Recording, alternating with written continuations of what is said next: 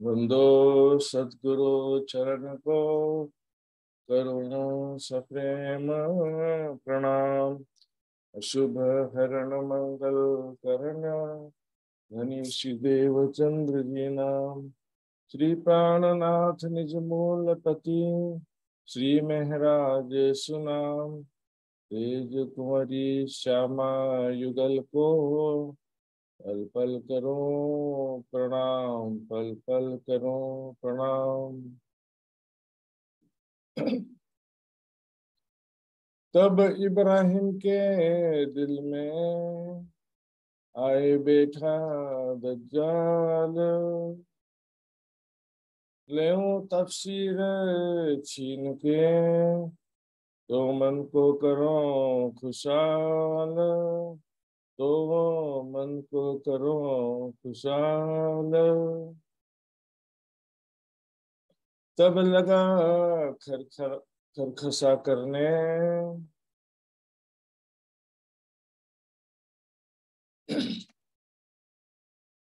प्रणाम सुंदर सर जी।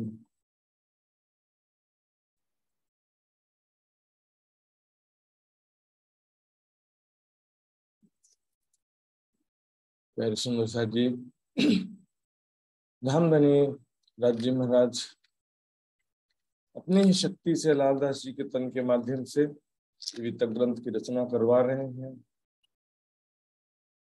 हमने कल सुना था किस प्रकार से उदयपुर से चल के मंदसौर आते हैं। मंदसौर में एक मुस्लिम भाइयों की जागनी भी हुई थी, और उसी श्रृंखला में एक इब्राहिम नाम का काजी मौलवी कान्हा जी के चरणों में आने लगता है, उनकी चर्चा सुनने लगता है। और बाद में उनके द्वारा जब तफसीर हुसैनी सॉरी कुरान की व्याख्या जो है करवा रहे थे, एक्चुअल में ये कुरान की व्याख्या जरूर लिखा है यहाँ पर, लेकिन था तफसीर हुसैनी की व्याख्या थी यहाँ पर, क्योंकि तफसीर हुसैनी भी कुरान का ही टीका है, लेकिन वो फारसी भाषा में, तो उसका हिंदी अनुवाद करवा रहे थे एक्चुअल में। लेकिन यहाँ पर क्योंकि कुरान के हिसाब से वर्णन किया गया है, तो कुरान का 16वां सिपारा, 17, 18, 19 सिपारा, फिर 30वां सिपारा, फिर पहला, दूसरा, तीसरा, चौथा, पांचवा, ये 10 सिपारों का अनुवाद करवा दिया उसने। लेकिन बाद में उसके दिल में शैतान आ गया कि मैं हिंदुओं को क्यों टीका करवा रहा हूँ, हिंदू जो है ये तो हमारे दुश्मन कहे गए हैं, काफर कहे गए हैं, तो फिर हिंदुओं से मैं क्यों करवा रहा हूँ टीका। तो मन में बहुत गलती का एहसास हो जाता है उसको कि मैंने बहुत गलती कर दिया, ये तो हिंदू तो काफर होते हैं, उनको मैंने क्यों करवा दिया। उस समय थोड़ा ज्यादा ही कट्टरवाद था सुंदर शाह जी। आज भारत में अपनी आज जस्तो कट्टरवाद છે ना, आज हामीले कुरान किन्ने मिल्छ અને मैले आफै गएको इस्लामिक पब्लिशिङ सेन्टरमा गएको थिएँ एकचोटि, धेरै राम्ररी कोल्ड ड्रिंक गला लगाया मुझे कि बहुत अच्छा किया, आओ कौन कौन सा साहित्य चाहिए, कुरान ले लो, ये ले लो, वो ले लो। तो उसमें आजकल बहुत फ्लेक्सिबल हैं, लेकिन उस समय बहुत ज्यादा कट्टर होते थे। उसमें लिखा है कि पाक हुए बिना मत सुना। हिंदू को तो नापाक समझते हैं ना, नापाक होने को अपवित्र, पाक होने को पवित्र। तो क्योंकि वो जो है मेरे महीनों तक नहाएंगे नहीं, लेकिन 14 अंग होने का जो सिस्टम होता है ना, ये कोहनी तक हाथ धो दिए, घुटने तक पैर धो दिए, फिर उसके बीच का हिस्सा छूट जाता है। तो उसमें कान, आंख, नाक, इस सब 14 अंग हो जाते हैं। चेहरा वगैरह थोड़ा सा इस तरह से धोते हैं, शरीर से बदबू आते रहता है, फिर भी सेंट लगा लगा करके उनका एक्टिविटी ऐसा रहता है। खुद बोलेंगे हम पवित्र हैं, और हिंदू जो है नहा भी लेंगे तो भी पवित्र नहीं मानेंगे, बोलेंगे कि ये सुन्नत का पालन नहीं करते हैं इसलिए अपवित्र है।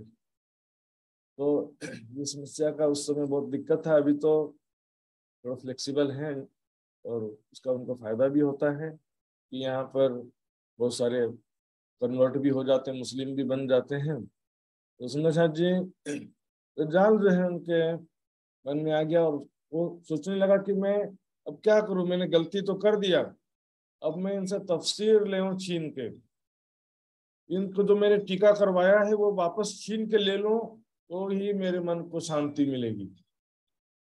टीका करवा दिया हूं तो वापस ले लूंगा तो मेरी गलती का सुधार होगा, ऐसा वो सोचता है और झगड़ा करने लगता है। खरखसाई ने विवाद करने लगता है कि तुमको हिंदू होकर के तुम मुझसे टीका करवा रहे हो, तुमने किसी काजी से, किसी मौलवी से अनुमति लिया है कि नहीं लिया है? बिना अनुमति के तुमको मैं नहीं दे सकता, मेरी टीका वापस कर दो।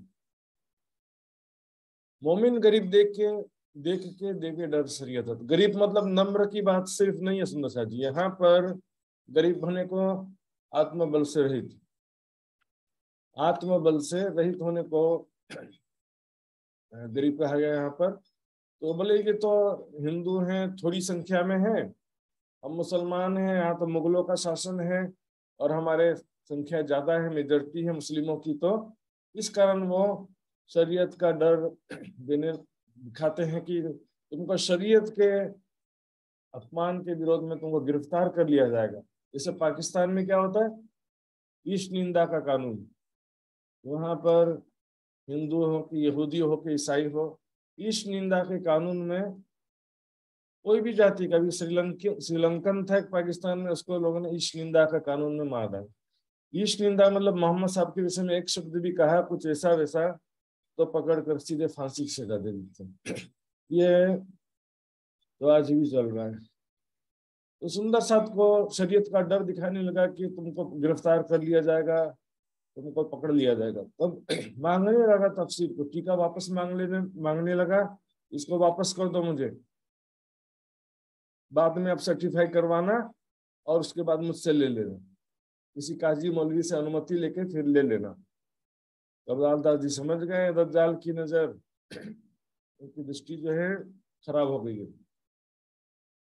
फितवा उठाने को करता है काम, ये जो है फितवा उठाने के लिए काम करता है, झगड़ा करने के लिए।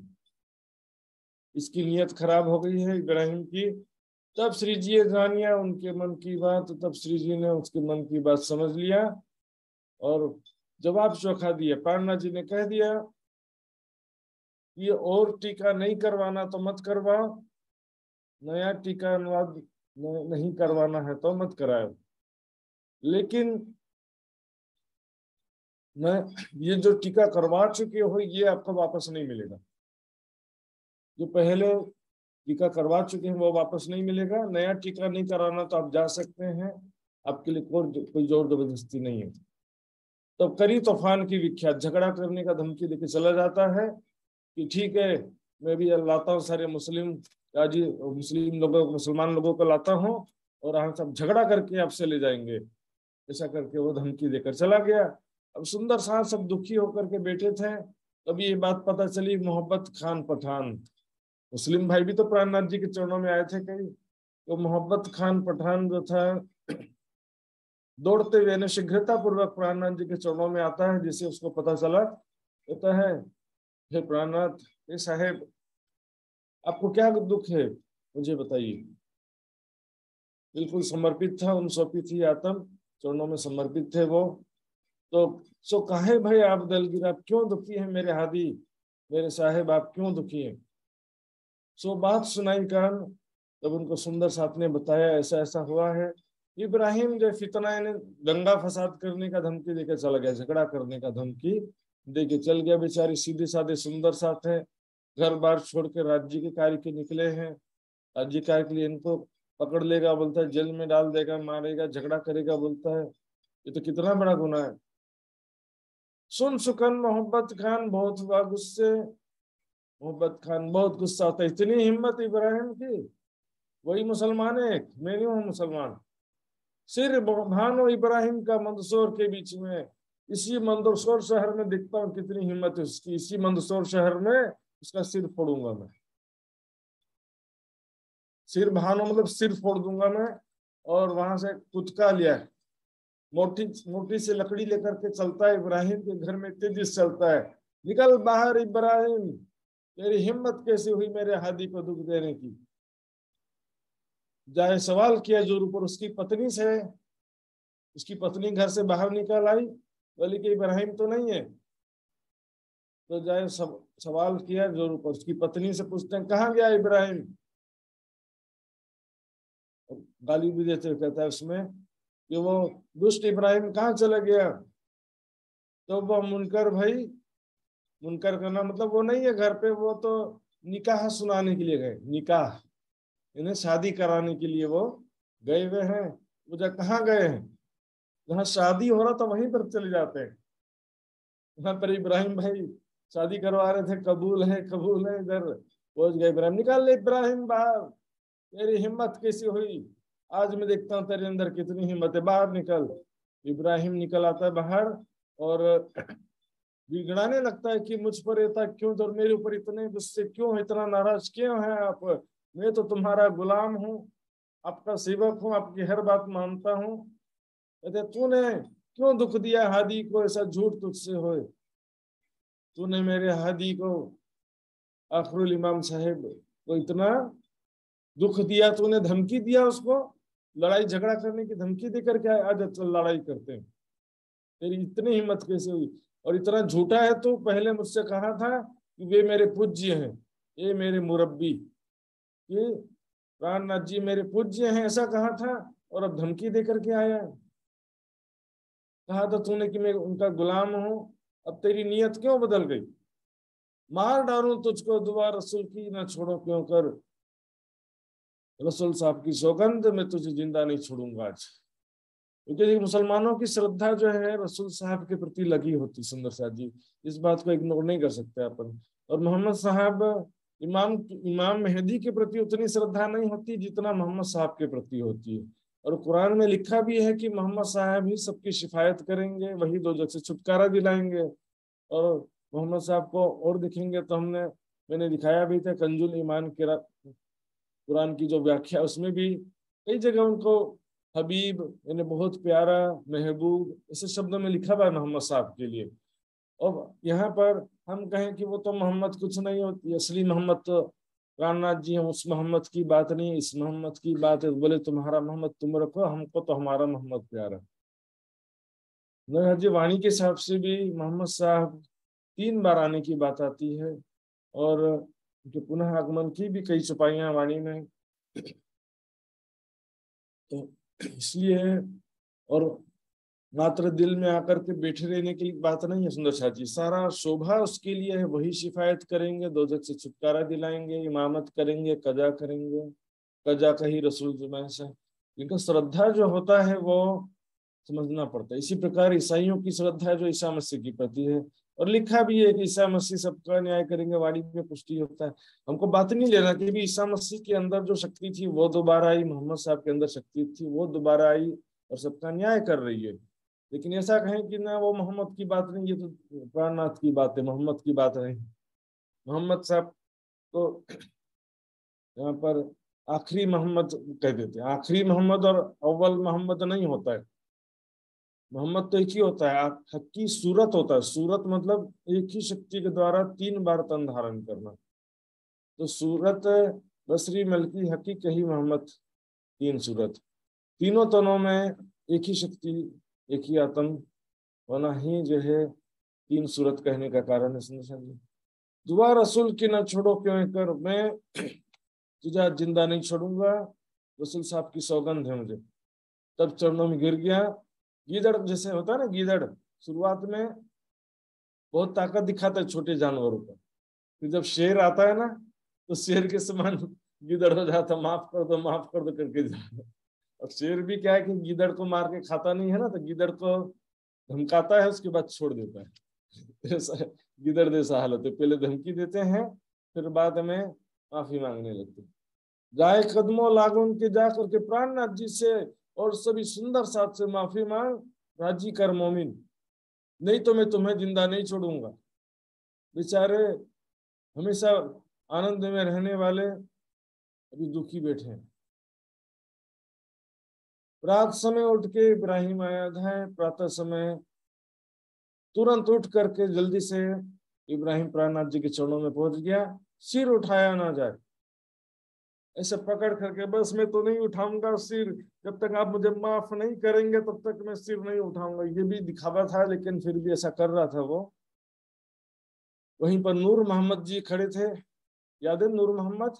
अच्छा, ये जो चर्चा में आए थे ना उदयपुर में, बस एक चौपाई आई थी इसलिए भूल जाने का कारण भी बनता है, लेकिन एक चौपाई आई थी कि नूर मोहम्मद सबसे पहले उदयपुर में जागृत हुए थे। तो यहाँ पे नूर मोहम्मद जी भी साथ में थे। कहते उठ खड़ा हो मर्दार। मुर्दार मतलब जिसका दिल मरा हुआ हो, बुद्धि मरी हुई हो, मुर्दार। मारो कटारी पेट में इति ही हो जाए शुमार। मेरी तो इच्छा है कि तेरे पेट में कटारी मारूं और इधर ही तू ढेर हो जा, समाप्त हो जा। पर क्या करूं, डरता हूं हादी से, इनका हुक्म ना है। हादी का हुक्म नहीं है, हादी साहब उज्जैन प्राणनाथ जी का हुक्म नहीं है, इसलिए मैं उनके हुक्म से डरता हूँ। नहीं तो ऐसा कभी भी पॉसिबल नहीं था। इतनी बेअदबी करके, इस प्रकार से बदतमीजी करके, बेअदबी का मत सीधा अर्थ होता है बदतमीजी, या तो शुद्ध हिंदी में बोलेंगे तो अशिष्ट व्यवहार करके फिर जीवता उठ के जाए, यहाँ से जिंदा चले जाए, ऐसा कभी भी संभव नहीं था। यही मैं तुझे ढेर कर देता, मेरी तो इच्छा ऐसी है। तब कहता इब्राहिम, मैं तो तुम्हारा गुलाम, मुझसे हुई भूल, मेरी गलती हो गई, मैं तो आप सबका सेवक हूँ, अब मुझे माफ कर दो, मैं तो तुमसे अच्छा व्यवहार नहीं कर सका। तब सब सुंदर साथ के, सब मोमिनों के कदमों लगा, सब सुंदर साथ के चरणों में टिक करके माफी मांगता है, तब जा करके वो आपको माफ किया। तब उनके भाई ने पांचवा सिपारा, उसके पश्चात जो है उनका जो भाई था इब्राहिम का भाई के द्वारा पांचवा सिपारे का थोड़ा बच गया था, वो इब्राहिम के भाई के द्वारा पूरा करवाते हैं। इन समय दज्जाल ने बड़ा जो किया शोर, इस समय दज्जाल बहुत शोर करता है। कैसे? इब्राहिम के द्वारा। इब्राहिम ने क्या किया, वहां पर जो मुगल सेना थी उनके अधिकारियों को भड़का दिया कि कुछ हिंदू बैरागी हैं, कुरान की चर्चा करते हैं और इमाम मेहदी का दावा करते हैं। इस तरह की बातें बहुत बड़ा मैटर हो जाता है, छोटी छोटी बात में हंगामा मचाने वाले लोग। जब प्राणनाथ जी को पता चला, उन्होंने सब सुंदर साथ को निर्देश दिया कि सब अलग अलग रहो, जुदे जुदे अलग अलग समूह में बढ़ जाओ, चार चार छः छः आठ आठ दस दस के समूह में पूरे अलग अलग हो जाओ, और दिन भर अलग अलग रहना, छिप रहे जुदे जुदे, दिन भर अलग अलग छिप के रहना है, और एक बार मात्र दिन में दर्शन के लिए आना है, और खाने के लिए झोली भर के लिए आए, टुकड़े मांगे। फिर टुकड़े, भोजन के जो टुकड़े, बना बनाया रेडीमेड भोजन, कच्चा चावल या पैसे की बात नहीं थी, यहाँ पर केवल भोजन मांगने की बात थी। सुंदर साथ जी, इंसान मर जाना पसंद करेगा, लेकिन भिक्षा मांगना इतना आसान नहीं है जितना बोलना सरल है। सुंदर साथ जी, एक अपना जो है मैं खुदी को पूरी तरह जड़ से नष्ट कर देता है। बोलेंगे आगे जाओ, कल आना, नहीं मिलेगा, इतना अच्छा खासा शरीर तो है, काम क्यों नहीं करते, तरह तरह के ताना सुनने को मिलता है। सुंदर साथ जी, और संन्यास जीवन के लिए एक बहुत जरूरी चीज भी है ये। उदयपुर में फकीरी भेष धारण कराया, और यहाँ पर फकीरी जीवन दिखाया, मतलब सन्यासी वेश धारण करवाया, और यहाँ पर सन्यासी, असली सन्यासी जीवन यहाँ पर दिखा रहे। संन्यास आश्रम के नियम में मैंने हरिद्वार के प्रसंग में बताया भी था कि वहां पर जो चार प्रकार के स्तक थे, बहुदक, कुटीचर, हंस, परमहंस। तो जो इसमें पहला था बहुदक में घर में ही सन्यासी जैसा रहना होता था, कुटीचर में घर के बाहर गांव में रहना होता था, कुटिया बना गांव के बाहर वन में कुटिया बना के रहना होता था, और 7 घर में मात्र भिक्षा मांग सकते, उससे ज्यादा नहीं, उससे कम हो सकता है। एक घर से ही भिक्षा मिल जाए तो चलेगा, एक ही भर से भरपेट खाने मिल गया तो फिर दूसरे घर में जाने की भी जरूरत नहीं।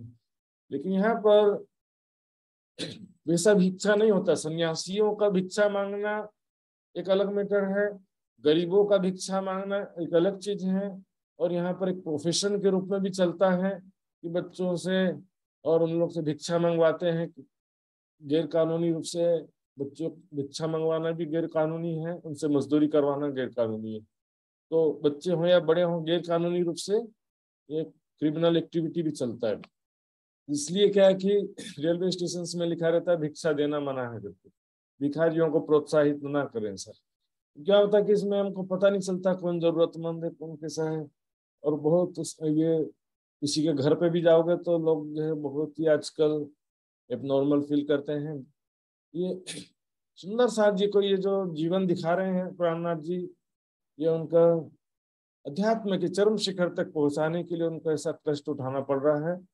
अब जब झोरी भर के लिया भी टुकड़े मांगे, फिर झोरी भर भर के अपना भिक्षा में जो भी प्राप्त किया लेके आते हैं सुंदर साथ जी, और पूछते हैं किन की झोली के। प्राणनाथ जी पूछते हैं तो बताते हैं हाँ ये मेरी झोली के, अर्थात उनको बोलने में शर्म तो नहीं आ रही है, ये चेक करते हैं कि हमने भिक्षा मांगा, ये बोलने में उनको कहीं शर्म तो नहीं आ रही है। कृष्ण जी सो बतावत अपने एलिया में, अपने मुख से बताते हैं कि हाँ मैंने ये भिक्षा मैंने मांगा है। तो सुंदर साथ को बताने में शर्म भी ना है। अकेले में तो क्या होता है कि मैं भिक्षा मांग लूं, लेकिन अपना कोई परिचित व्यक्ति जान जाए तब और ज्यादा दिक्कत। कोई परिचित व्यक्ति देख ले कि ये तो भीख मांग रहा है, तो काफी दिक्कत हो जाता है। राजी हुए तिन पर बातें हंस हंस करे बनाए। तब सुंदर साथ जी शुरू में तो बहुत तकलीफ भी हुई, लेकिन बाद में बहुत आनंद आने लगा। दुख में राज्य का जो प्रेम प्राप्त होता है सुंदर साथ जी, वो सुख में नहीं हो पाता है। आपकी कोई गलती नहीं है कि सुखी हैं, लेकिन फिर भी ये समस्या तो रहती है। दुख में जो दर्द भरी पुकार निकलती है, सुख में वो दर्द भरी पुकार गायब हो जाती है। मैं राज्य से दर्द से पुकारना चाहूँ तो भी यदि में सब ठीक है, आर्थिक रूप से स्थिति ठीक है, बराबर सम्मान भी दुनिया का प्राप्त हो रहा है, तो मेरा ध्यान कहाँ से राज्य के ध्यान में। मार प्रतिष्ठा पेंजारो जो आई दगा देत बीच ध्यान, ध्यान के बीच में आकर के डिस्टर्ब कर रहा है, उस प्रतिष्ठा को पैरों के ठोकर से मार दो कर पेंजारो जी। इसलिए क्या है कि संन्यास आश्रम के रहनी में लिखा है, सन्यासी सम्मान को विष और अपमान को अमृत समझे। सम्मान लाइक बुझने विष का जस्ते ही, अपमान लाइक बुझने अमृत का जस्ते। कड़वी चीज फायदा करती संसार में, मीठी चीज नुकसान करती है हमेशा। देखें मीठा खाएंगे तो पेट में कीड़ा लगेगा, दांत में कीड़ा लगेगा, और कड़वा चीज तो खुला भी रख दो कोई कीड़ा आएगा ही नहीं उसको खाने के लिए। मीठी चीज को तो खोज खोज करके कीड़े पहुंच जाते हैं, कड़वी चीज खुला रख दो कोई आएगा ही नहीं कीड़ा। इसलिए क्या है राजी महाराज दोनों प्रकार का अनुभव कराते रहते हैं, थोड़ा मीठा थोड़ा कड़वा, इससे का स्वास्थ्य ठीक रहता है। मोमिन राजी हो कि बातें करें खुश दिल। सुंदर साथ यहाँ पर बहुत ही आनंद में आपस में प्रेम से बातें करते हैं, एक दूसरे की सेवा करते हैं। ये दिन कब हम पावे हैं, एक रहेंगे एक दूसरे हिल में, ये दिन हमको फिर कब मिलेगा दोबारा ऐसा अवसर। दुख में भी भिक्षा मांगते हुए भी हम आपस में प्रेम से रहते हैं। देखिए दुख सुख में थे थोड़ा अहंकार भी था, एक दूसरे के प्रति अहंकार भी था, थोड़ा बहुत ईर्ष्या भी होगा, थोड़ा बहुत एक दूसरे से सेवा में भी रुचि नहीं होगा। लेकिन अभी क्या होता है, सारा विकार समाप्त हो गया। दुख दावानल काटत और काटत सकल विकार, दुख काटत मूल माया को बढ़े नहीं विस्तार। दुख से क्या होता है कि माया के सारे विकार समाप्त हो जाते हैं, बस एक राज्य के प्रति दर्द भरी पुकार निकलती है, ये धान धनी अपने चरणों में बुला लीजिए। माया का मूल नष्ट हो जाता है, मूल से माया नष्ट हो जाती है, आशा उम्मीद सब समाप्त हो जाती है। जैसे लालदास जी का सारा जहाज डूब गया तो फिर सारी आशा तृष्णा समाप्त। यहाँ पर जितना माया मिलती है उतनी इच्छा बढ़ती जाती है। 1 लाख हो गया तो 10 लाख की इच्छा होगी, 10 लाख हो गया तो 1 करोड़ की इच्छा हो जाएगी। धीरे धीरे में और ज्यादा इकट्ठा कर लो और ज्यादा, इसलिए माया की इच्छाएं बढ़ती जाती हैं। इस प्रकार आग में घी डालते हैं उस प्रकार। इसलिए कहा सुख माया को मूल है चाहे बढ़ियो विस्तार, इन साधो सुख तजिया वास्ते अपने करतार। त्याग और संयमित जीवन आवश्यक है राज्य को दर्शन को लागी या प्राप्ति को लागी। विलासिता पूर्ण जीवन से राज्य नहीं मिलते, दुख से पीऊजी मिलसी सुखी न मिलिया कोई। धन धनी मात्र दुख से प्राप्त हो सकते हैं, सुखी न मिलिया कोई कह दिया। कोई सुंदर साथ बोलते हैं मौज मस्ती करो एंजॉय करो, माया को तो खेल देखने के लिए आए हैं तो एंजॉय करो।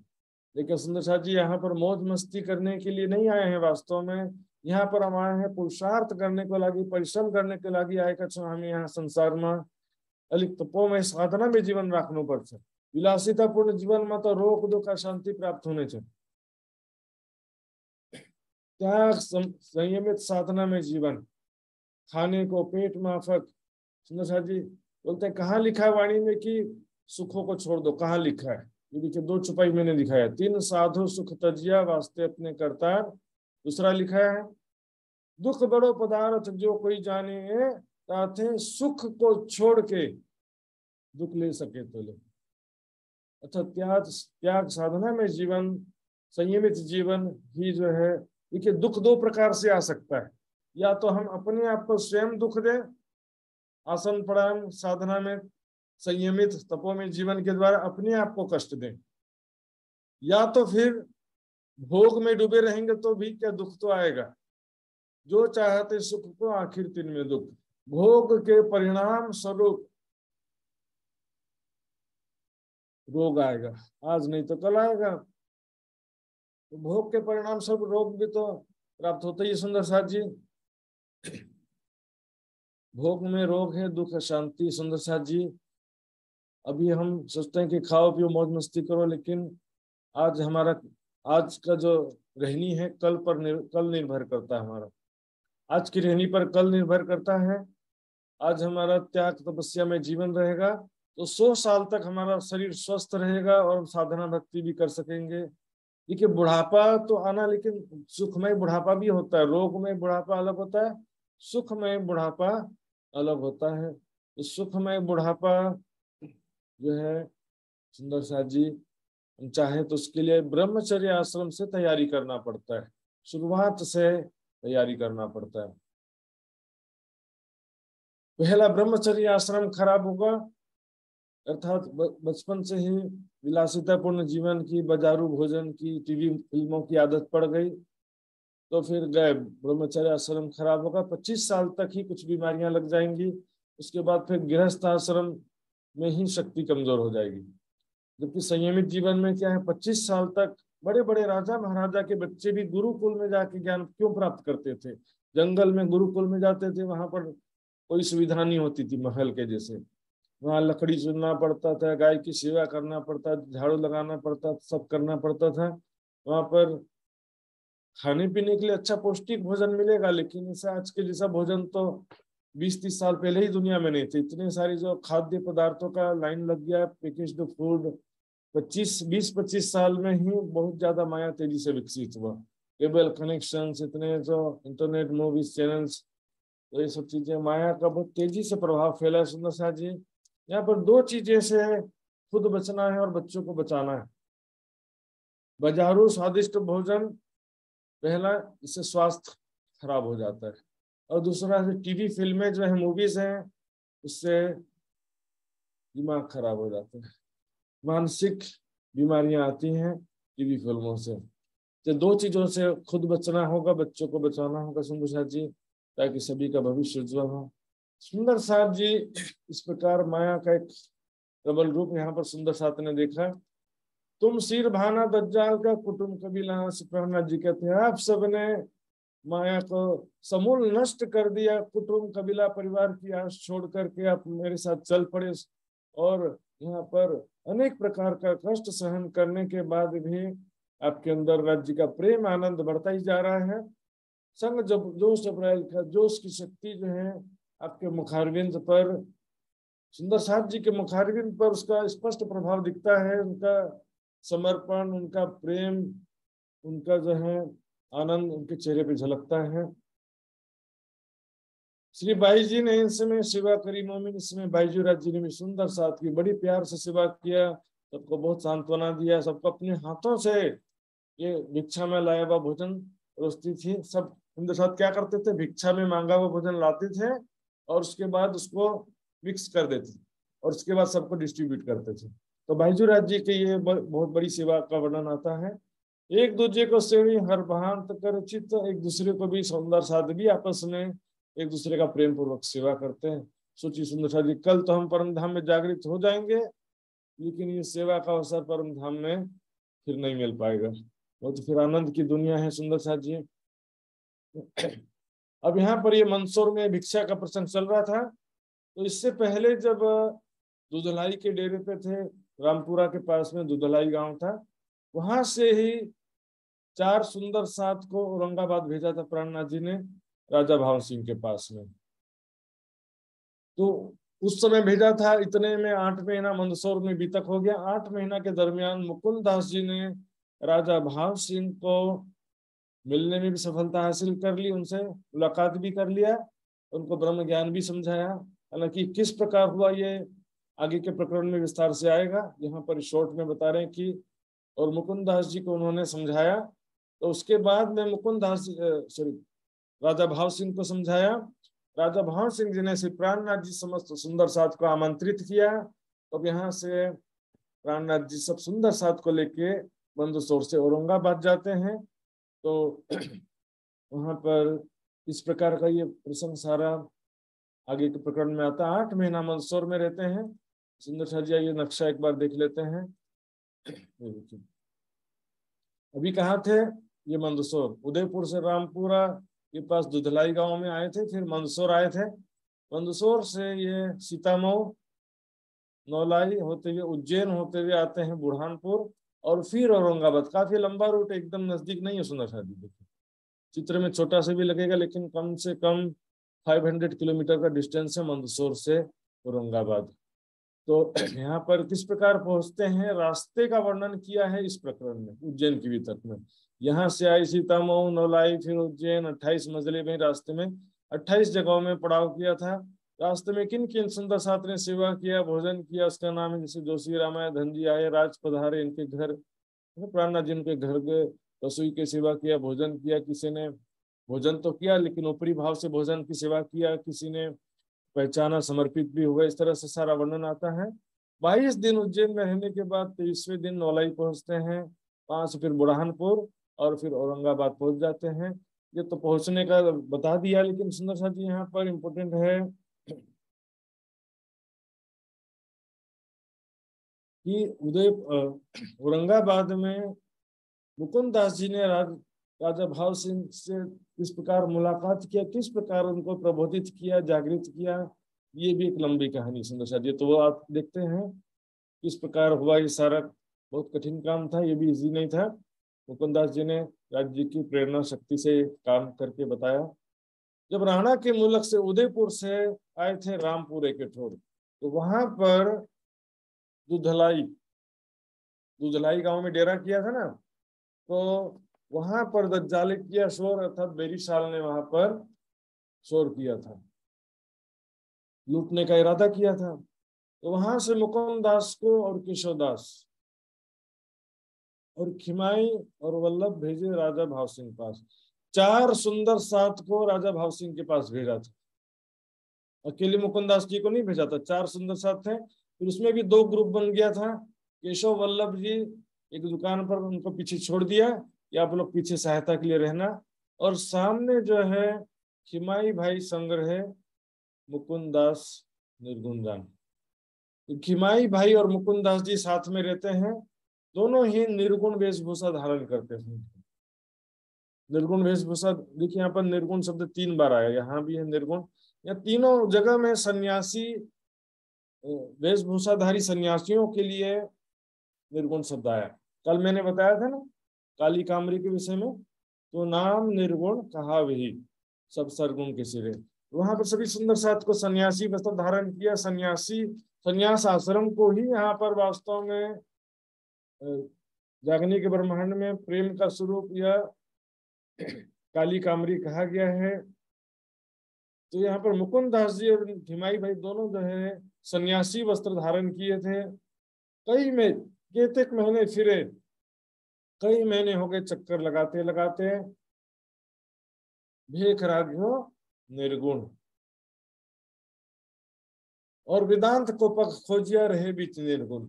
मतलब निर्गुण यानी दूसरे जो वेदांती थे, सन्यासी थे, उनके बीच में रह करके उनकी विचारधारा को जानते हैं, उनसे ज्ञान वार्ता करते हैं। तो स्वयं भी सन्यासी वेश में थे। तो ये पहला निर्गुण स्वयं के लिए है कि स्वयं सन्यासी वेश में थे। दूसरा निर्गुण है जो वहां पर दूसरे सन्यासी थे, वेदांत दर्शन के विद्वान थे, उनसे सत्संग करते हैं। इसी क्रम में राजा भाव सिंह का जो राज पंडित था रामदास महंत, उससे भी संपर्क किए थे। तो यही कारण था, रामदास महंत जो है उसने ही सारा व्यवस्था करवा दिया था कि इसको मिलने नहीं देना, राजा भाव सिंह से सैनिकों को कह दिया था। इसलिए चक्कर लगा लगा करके थक गए। नहीं तो राजा भाव सिंह तो धार्मिक व्यक्ति था और वो न मिले ऐसा पॉसिबल नहीं था, वो अवश्य मिलता था। तब सुंदर साथ निराश होकर जब लौटने लगे तो क्या करे, अब तो मिलने का कोई गुंजाइश लगता नहीं, संभावना नहीं दिखता है।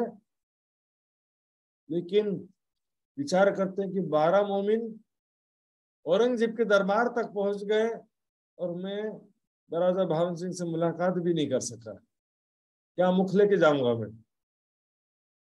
नहीं, मुझे कुछ तो अपना आत्मबल का परिचय देना पड़ेगा। मैं कहता था कि वो सुंदर साथ नहीं जाना चाहिए था, लेकिन यहाँ तो हिंदू राजा होने के बावजूद भी मैं कुछ नहीं कर पा रहा हूँ। तो मुगल राजा के पास में मत जाओ कहा था मैंने, लेकिन यहाँ तो हिंदू राजा तो भी मैं कुछ नहीं कर पा रहा हूँ। तब सुंदर साथ जी ध्यान देंगे, दोनों जो है स्वरूप, दो स्वरूप भीख मांगे, भिक्षा मांग के कुछ पैसा इकट्ठा करते हैं, यहाँ पर उसका रेशमी वस्त्र खरीदते हैं, उसमें प्रसाद की थैली सिल करके बना दिया, अंदर प्रसाद के साथ साथ भागवत के 40 प्रश्न और वेदांत के 15 प्रश्न भी रख दिया। ये उन्होंने युक्ति अपनाया, इसको बोलते हैं युक्ति।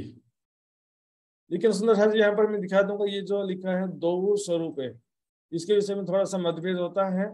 इसके लिए मैंने आपको एक चीज रखा दिखाने के लिए, यह है हस्तलिखित वितक साहब। यहाँ पर क्या होता है ये देखिए, माउस दिखाई दे रहा है क्या सुंदर साथ जी?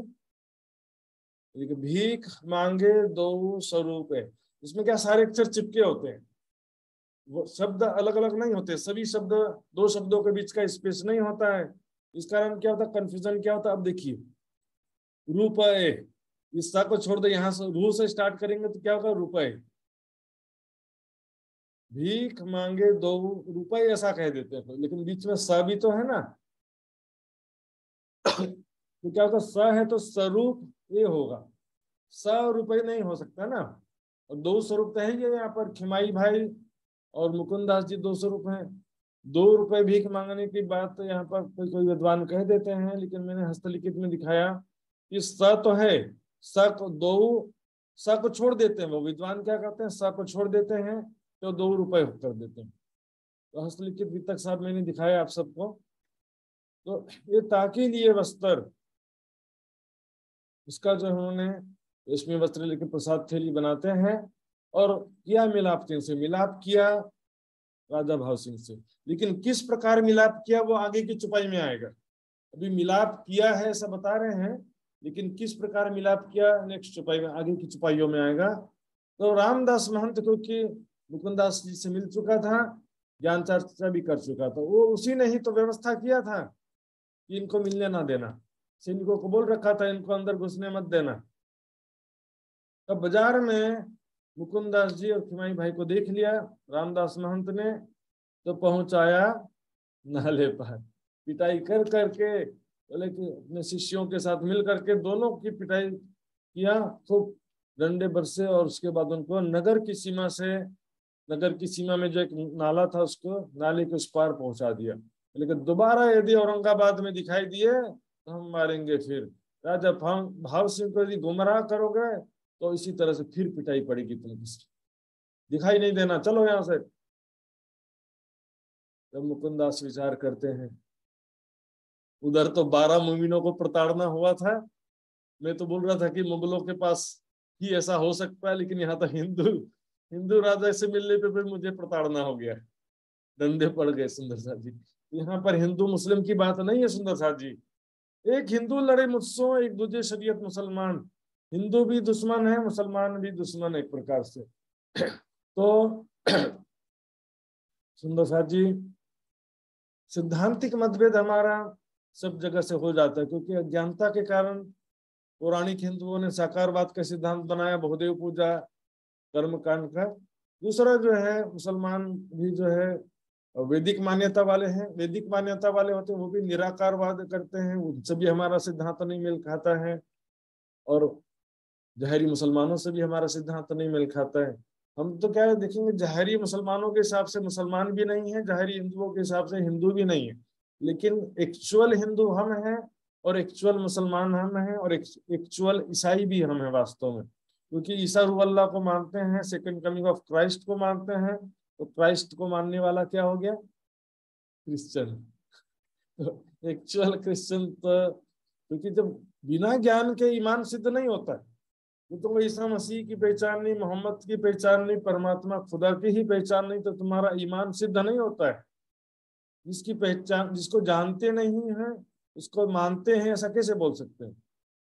तब सुंदर साथ जी ने विचार किया, मुकुंदास जी ने, कि वहां पर एक देवी का मंदिर है जिसमें राजा भाव सिंह रोज आते थे, तो वो हमेशा की तरह जैसे ही आएंगे मंदिर में, इस बार क्या किया उन्होंने, पहले से चिपके खड़े हो गए थे, अंदर चिपके वहां पर खड़े थे, जैसे ही राजा भाव सिंह आया चिपके बैठे थे। बोले आया था ना, ये माया तो छल रूप है, सो छल से ही जीता है, इसको बोलते हैं युक्ति पूर्वक। वैसा कोई छल कपट दुनिया वाले करते हैं पैसा कमाने के लिए, वैसा छल कपट नहीं, धर्म में राजनीति नहीं करना है।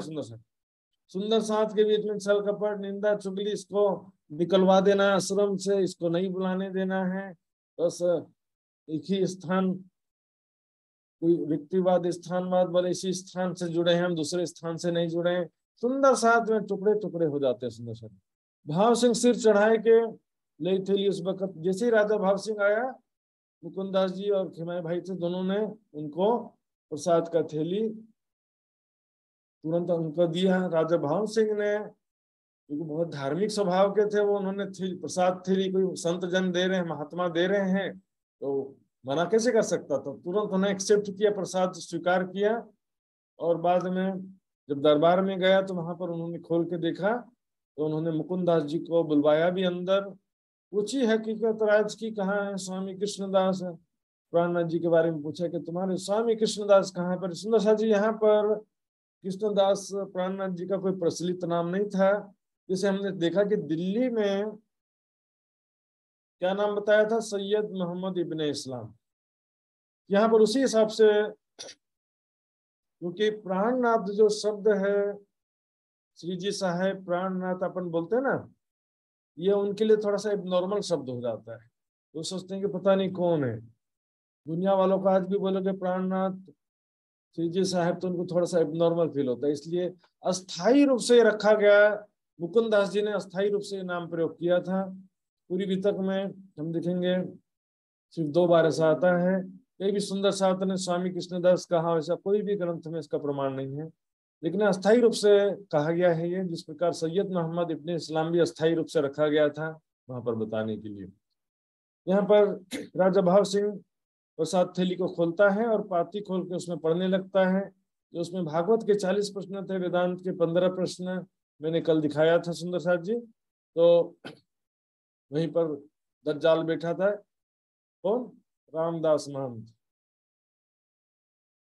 तुरंत खड़ा हो जाता है, महाराज क्या पढ़ रहे हैं इनका पत्र, इनका तो चेहरा भी नहीं देखना चाहिए, इनसे ज्ञान चर्चा क्या सुने, ये तो कहते हैं कि 2 कृष्ण है, स्वरूप बे विराजत। बे मतलब क्या होता है? बे बने का गुजराती में दुईटा लाई बे बन छे, 1 2 3 4 5, ऐसा इनका गुजराती भाषा होता है।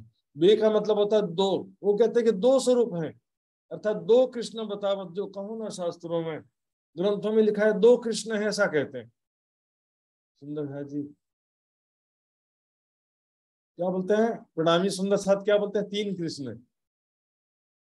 सुंदर साथ जी मैंने बताया था, नाम एक विध हो है, लीला त्रिविध हो, कृष्ण 3 नहीं है, लीला 3 है। 3 अलग अलग शक्तियों से 3 समय में जो लीला की गई थी उसको त्रिविधा लीला कहते हैं। बोलेंगे बैकुंठ में 1 कृष्ण है, गोलोक में 1 कृष्ण है, और परम धाम में 1 कृष्ण है। 3 जगह कृष्ण बना दिया। बैकुंठ में यदि कृष्ण है तो फिर राम भी हो जाएंगे, फिर वहां पर सभी 24 अवतार वहां होना चाहिए, वामन अवतार, कच्छ मत्स्य जितने अवतार है सारे वहां पर होना चाहिए। और वास्तविकता ये कि वहां पर चतुर्भुज विष्णु भगवान है मात्र। दो कृष्ण कौन है? अखंड ब्रज लीला और अखंड रास लीला में। अखंड ब्रज लीला में काला रंग वाला बाल स्वरूप कृष्ण है, इसको बाल मुकुंद कहते हैं। रास लीला में गोरा रंग किशोर स्वरूप, किशोर स्वरूप गोरा रंग है, उसको बोलते हैं बाके बिहारी। हमने देखा था हरिदास जी भोजनगर में, वहां पर भी दो कृष्ण की मूर्तियां थी, बाल मुकुंद बाके बिहारी। तो एक मूर्ति गायब हो जाती, फिर देने का निश्चय करते हैं। तब भाव सिंह बोलिया ऐसी काहे कहो तुम। तब राजा भाव सिंह कहते हैं उनको, महंत रामदास को, ऐसा क्यों कहते हैं? तो सची तो बोल रहे हैं, इस मृत्यु लोक में कहाँ अखंड ब्रज अखंड हो सकता है? और रासलीला जहाँ अखंड है वहां दिन हो नहीं सकता, क्योंकि रासलीला रात्रि की लीला है। यदि रासलीला में दिन हो जाएगा तो फिर रासलीला भंग हो जाएगी। रासलीला अखंड है, निरंतर चलते रहती है। और ब्रज लीला में दिन और रात भी होता है। राजा भाव सिंह समझते थे कि ये तो पंडित लोग हराम खोरे, मुफ्त का बिना मेहनत का खाने का इनको आदत पड़ गया है। दक्षिणा की चिंता लगी रहती है कि या अगर हमारी दक्षिणा कम हो जाएगी या हमारी दक्षिणा बंद हो जाएगी, इसीलिए ये पंडित लोग ज्ञानियों का विरोध करते रहते हैं। तब राजा भाव सिंह कहता है मुकुंद दास जी को हमारी हवेली के पास में ही रहने की व्यवस्था कर दी जाए। तब दिखता है रामदास, इसे तो गड़बड़ी गड़बड़ होते जा रहा है, कुछ ना कुछ यहाँ पर युक्ति करना पड़ेगा। रामदास छल कपट करते हुए क्या कहता है, मुझे इनकी सेवा की आस, मेरे दिल में इनकी सेवा की इच्छा मेरी है, इसलिए इनको मेरे घर पे ठहराइए ताकि मैं इनकी अच्छी तरह से सेवा कर सकूं। मुकुंदास जी सोचते हैं ना, अब तो फिर चुप रहूंगा तो गड़बड़ हो जाएगा। मुकुंदास जी कह देते हैं राजा भाव सिंह क्षमा करें, इनसे और सेवा नहीं करवाना मुझे, पहले ही इन्होंने बहुत सेवा कर रखा है। पीठ दिखाई, इन अपने पीठ दिखाते सुंदर साथ जी, लठ से लठ मार मार के पीठ पूरे लाल कर दिया था सुंदर साथ जी। बताइए सुंदर साथ को कितना कष्ट उठाना पड़ा जागनी कार्य में। और आज यहाँ पर हम देखते हैं सुंदर साथ जी, हम तो अपने पड़ोस वाले को भी बोलने से संकोच करते हैं, और आपकी बात नहीं करूंगा मैं, हम सबकी स्थिति वैसी ही है। क्योंकि इसका कारण भी ये सुंदर साथ जी, जिज्ञासु बहुत कम है। कोई जिज्ञासु मिले तो ज्ञान सुनाने में आनंद आता है, बहुत आनंद आता है जिज्ञासुओं को ज्ञान सुनाने में, दिल में शांति मिलती है। लेकिन ऐसे पत्थर दिल लोग हैं, वाणी में कह दिया, अरे हो दुनिया को तू कहाँ पुकारे, ये सब कोई है सयाना।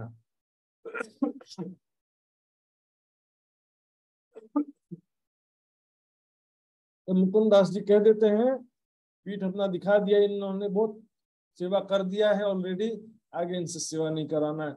देखा पीठ भाव सिंह, देख पीठ भाव सिंह को बहुत हुआ दुख, मेरे यहाँ साधु संतों की ऐसी खिदमत करता है ये, पंडित तुम्हारी हिम्मत कैसे हुई, मेरे दरबार में साधु संत महात्मा आते हो, तुम उसकी ऐसी सेवा करते हो, निकल जाओ यहाँ से। धक्का देकर के उसको वहां से दरबार से निकलवा देते हैं, बुरी गाली दिया मुख से। और जो मेरे यहाँ आवत था कि ऐसी सेवा करत, निकसो हमारे डेरा से, निकल जाओ हमारे महल से, अपना कक्ष खाली कर दो यहाँ से, बहुत दरबार का सुख ले लिया, और जाओ देश में तीत, इस देश से भी निकल जाओ, हमारे देश से भी निकल जाओ, महल से भी निकल जाओ।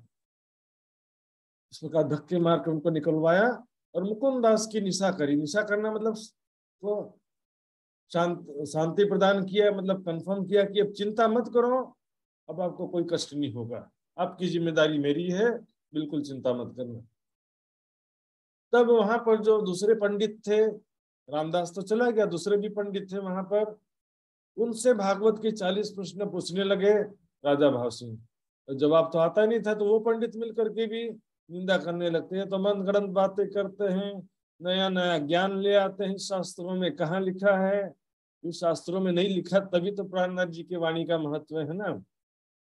सारी बात शास्त्रों में लिखी होती, लिखी भी है लेकिन अल्प मात्रा में संकेतों में लिखी है, उसको तारतम्य ज्ञान के बिना कोई समझ सकता नहीं है। तब कहा मुकुंदास ने, मुकुंदास जी कहते हैं ऐसे देखिए बात नहीं बनेगा राजा भाव सिंह, जो पंडित और हमारे बीच में शास्त्रार्थ करवा दीजिए, चलो जो पंडित प्रश्न पूछेंगे उसका जवाब मैं दूंगा, और मैं जो प्रश्न पूछूंगा उसका जवाब पंडितों को देना पड़ेगा। लेकिन शास्त्रार्थ होगा लिखित रूप में, ऑन रिटर्न। लिखित रूप में शास्त्रार्थ होगा, क्योंकि मौखिक रूप से क्या होता है, बदल जाते हैं। बीच में ऐसा गलता ना नेता लोग कैसे करते हैं, मेरे भाव तो सही था लेकिन शब्द गलत थे, मैं कहना कुछ चाहता था शब्द कुछ निकल गया, ऐसा ना गड़बड़ी होता है। इसलिए क्या कहा, लिखित रूप में उन्होंने कहा, और हम में से जो हारेगा उसको पन्ही बांध के फिराए, चप्पल जूते के माला गले में पहना करके नगर में घुमा दिया जाए। कौन रखा ये प्रस्ताव, मुकुंद दास जी ने ऐसा कहा। तब राजा भगत सिंह के तक ठीक है। उसी समय पंडितों ने 80 प्रश्न लिख के दिया, 80 क्वेश्चंस, और मुकुंद दास जी ने ओनली 23 क्वेश्चंस लिखा, और 15 दिन का समय सीमा निर्धारित किया कि जाओ 15 दिन में खोज सकते हो तो खोज भी लो, कोई बात नहीं, अभी तुरंत तो नहीं मालूम है, तो ग्रंथों का अध्ययन करके 15 दिन की मोहलत दिया गया, 15 दिन में आप खोज सकते तो खोज लो। लेकिन तब तक रोज जो पंडितों को 10-20 रुपए भेंट दक्षिणा मिलता था, वो भेंट दक्षिणा बंद। अरे तब तक नहीं मिलेगा भेंट दक्षिणा, बोलिए तो गड़बड़ हो गया, भेंट दक्षिणा क्यों बंद हो गया। मुकुंद दास जी ने उसी दिन प्रश्न खोल किए साहब, मुकुंद दास जी ने उसी दिन जो है सारे प्रश्नों का स्पष्ट उत्तर दे दिया, ग्रंथों के हिसाब से, शास्त्रों के प्रमाण से दे दिया। और पंडितों को तो प्रश्न का जवाब आता नहीं था, एक भी, ओनली 23 क्वेश्चंस थे, लेकिन फिर भी एक भी प्रश्न का जवाब आया नहीं। अब रात में सारे पंडित मिलकर मुकुंद दास जी के पास आते हैं, कहते हैं कि हम पर होत है मार, हम पर बड़ा जुल्म हो रहा है, घर में बीवी बच्चे हैं और सबका पालन पोषण करना है, हमको भेंट दक्षिणा मिलना बंद हो गया है।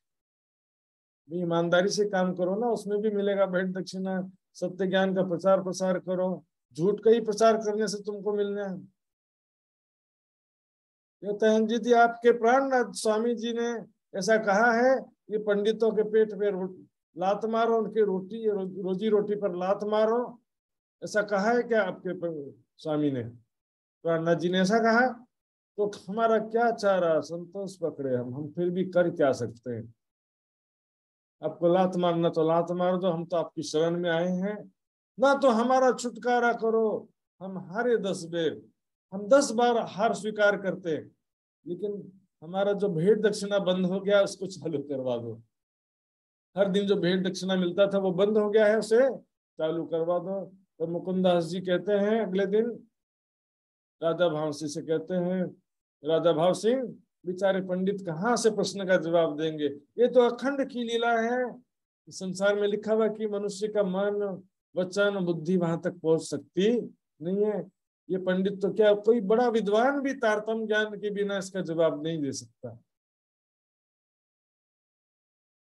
बेचारे पंडित दुखी हो रहे हैं, उनका रोजी रोटी के लिए कुछ दे दिया करो करके राजा भाव सिंह से सिफारिश करते हैं मुकुंदास जी। तब आधा रोज चेक किया, आधे का हुआ हुक्म। तो पहले से 50% पेमेंट उनको दक्षिणा मिलना शुरू होता है, और आधा जो है फिर भी आधा बंद कर देते। पहले खा खा के मोटे होते जा रहे हैं, ज्यादा नहीं मिलेगा, मौज मस्ती करने के लिए नहीं मिलेगा, कुछ काम करो, परिवार के पालन पोषण के लिए तुमको दे रहा हूं मैं आधा पेमेंट, और आधा पेमेंट नहीं मिलेगा। तो इस प्रकार मुकुंद दास जी ने उनसे कहा कि मैंने तुम्हारा यथासंभव काम करवा दिया है। अब इस प्रकार से दूसरे दिन तीसरे दिन ध्यान पूर्वक राजा भाव सिंह तारतम्य ज्ञान सुनता है, और उसको प्राणनाथ जी की खुद निष्कलंक स्वरूप की और ब्रह्म ज्ञान की पहचान होने लगती है। तब वो प्राणनाथ जी को तुरंत इनवाइट करता है, आमंत्रण भेजता, जाओ श्री जी साहब जी को लेकर के आओ, और अश्वारी यहाँ से, घोड़े यहाँ से ले जाओ, क्योंकि उस समय गाड़ियां तो होती नहीं थी, मोटर बिजली ऐसा सिस्टम कुछ भी नहीं था, या तो पशुओं की सवारी करना पड़ता था, बैलगाड़ी, घोड़ा गाड़ी, हाथी, ऐसा पशुओं की सवारी का सिस्टम होता था। तो उन्होंने सवारी के लिए कह दिया कि बूंदी गांव से रास्ते में गांव आता जिसका नाम है बूंदी, बूंदी गांव से हथनी ले लेना श्री जी की सवारी के लिए, और घोड़ा देते हैं हम, यहाँ से घोड़े ले जाओ, सबको आराम से लेकर के आना।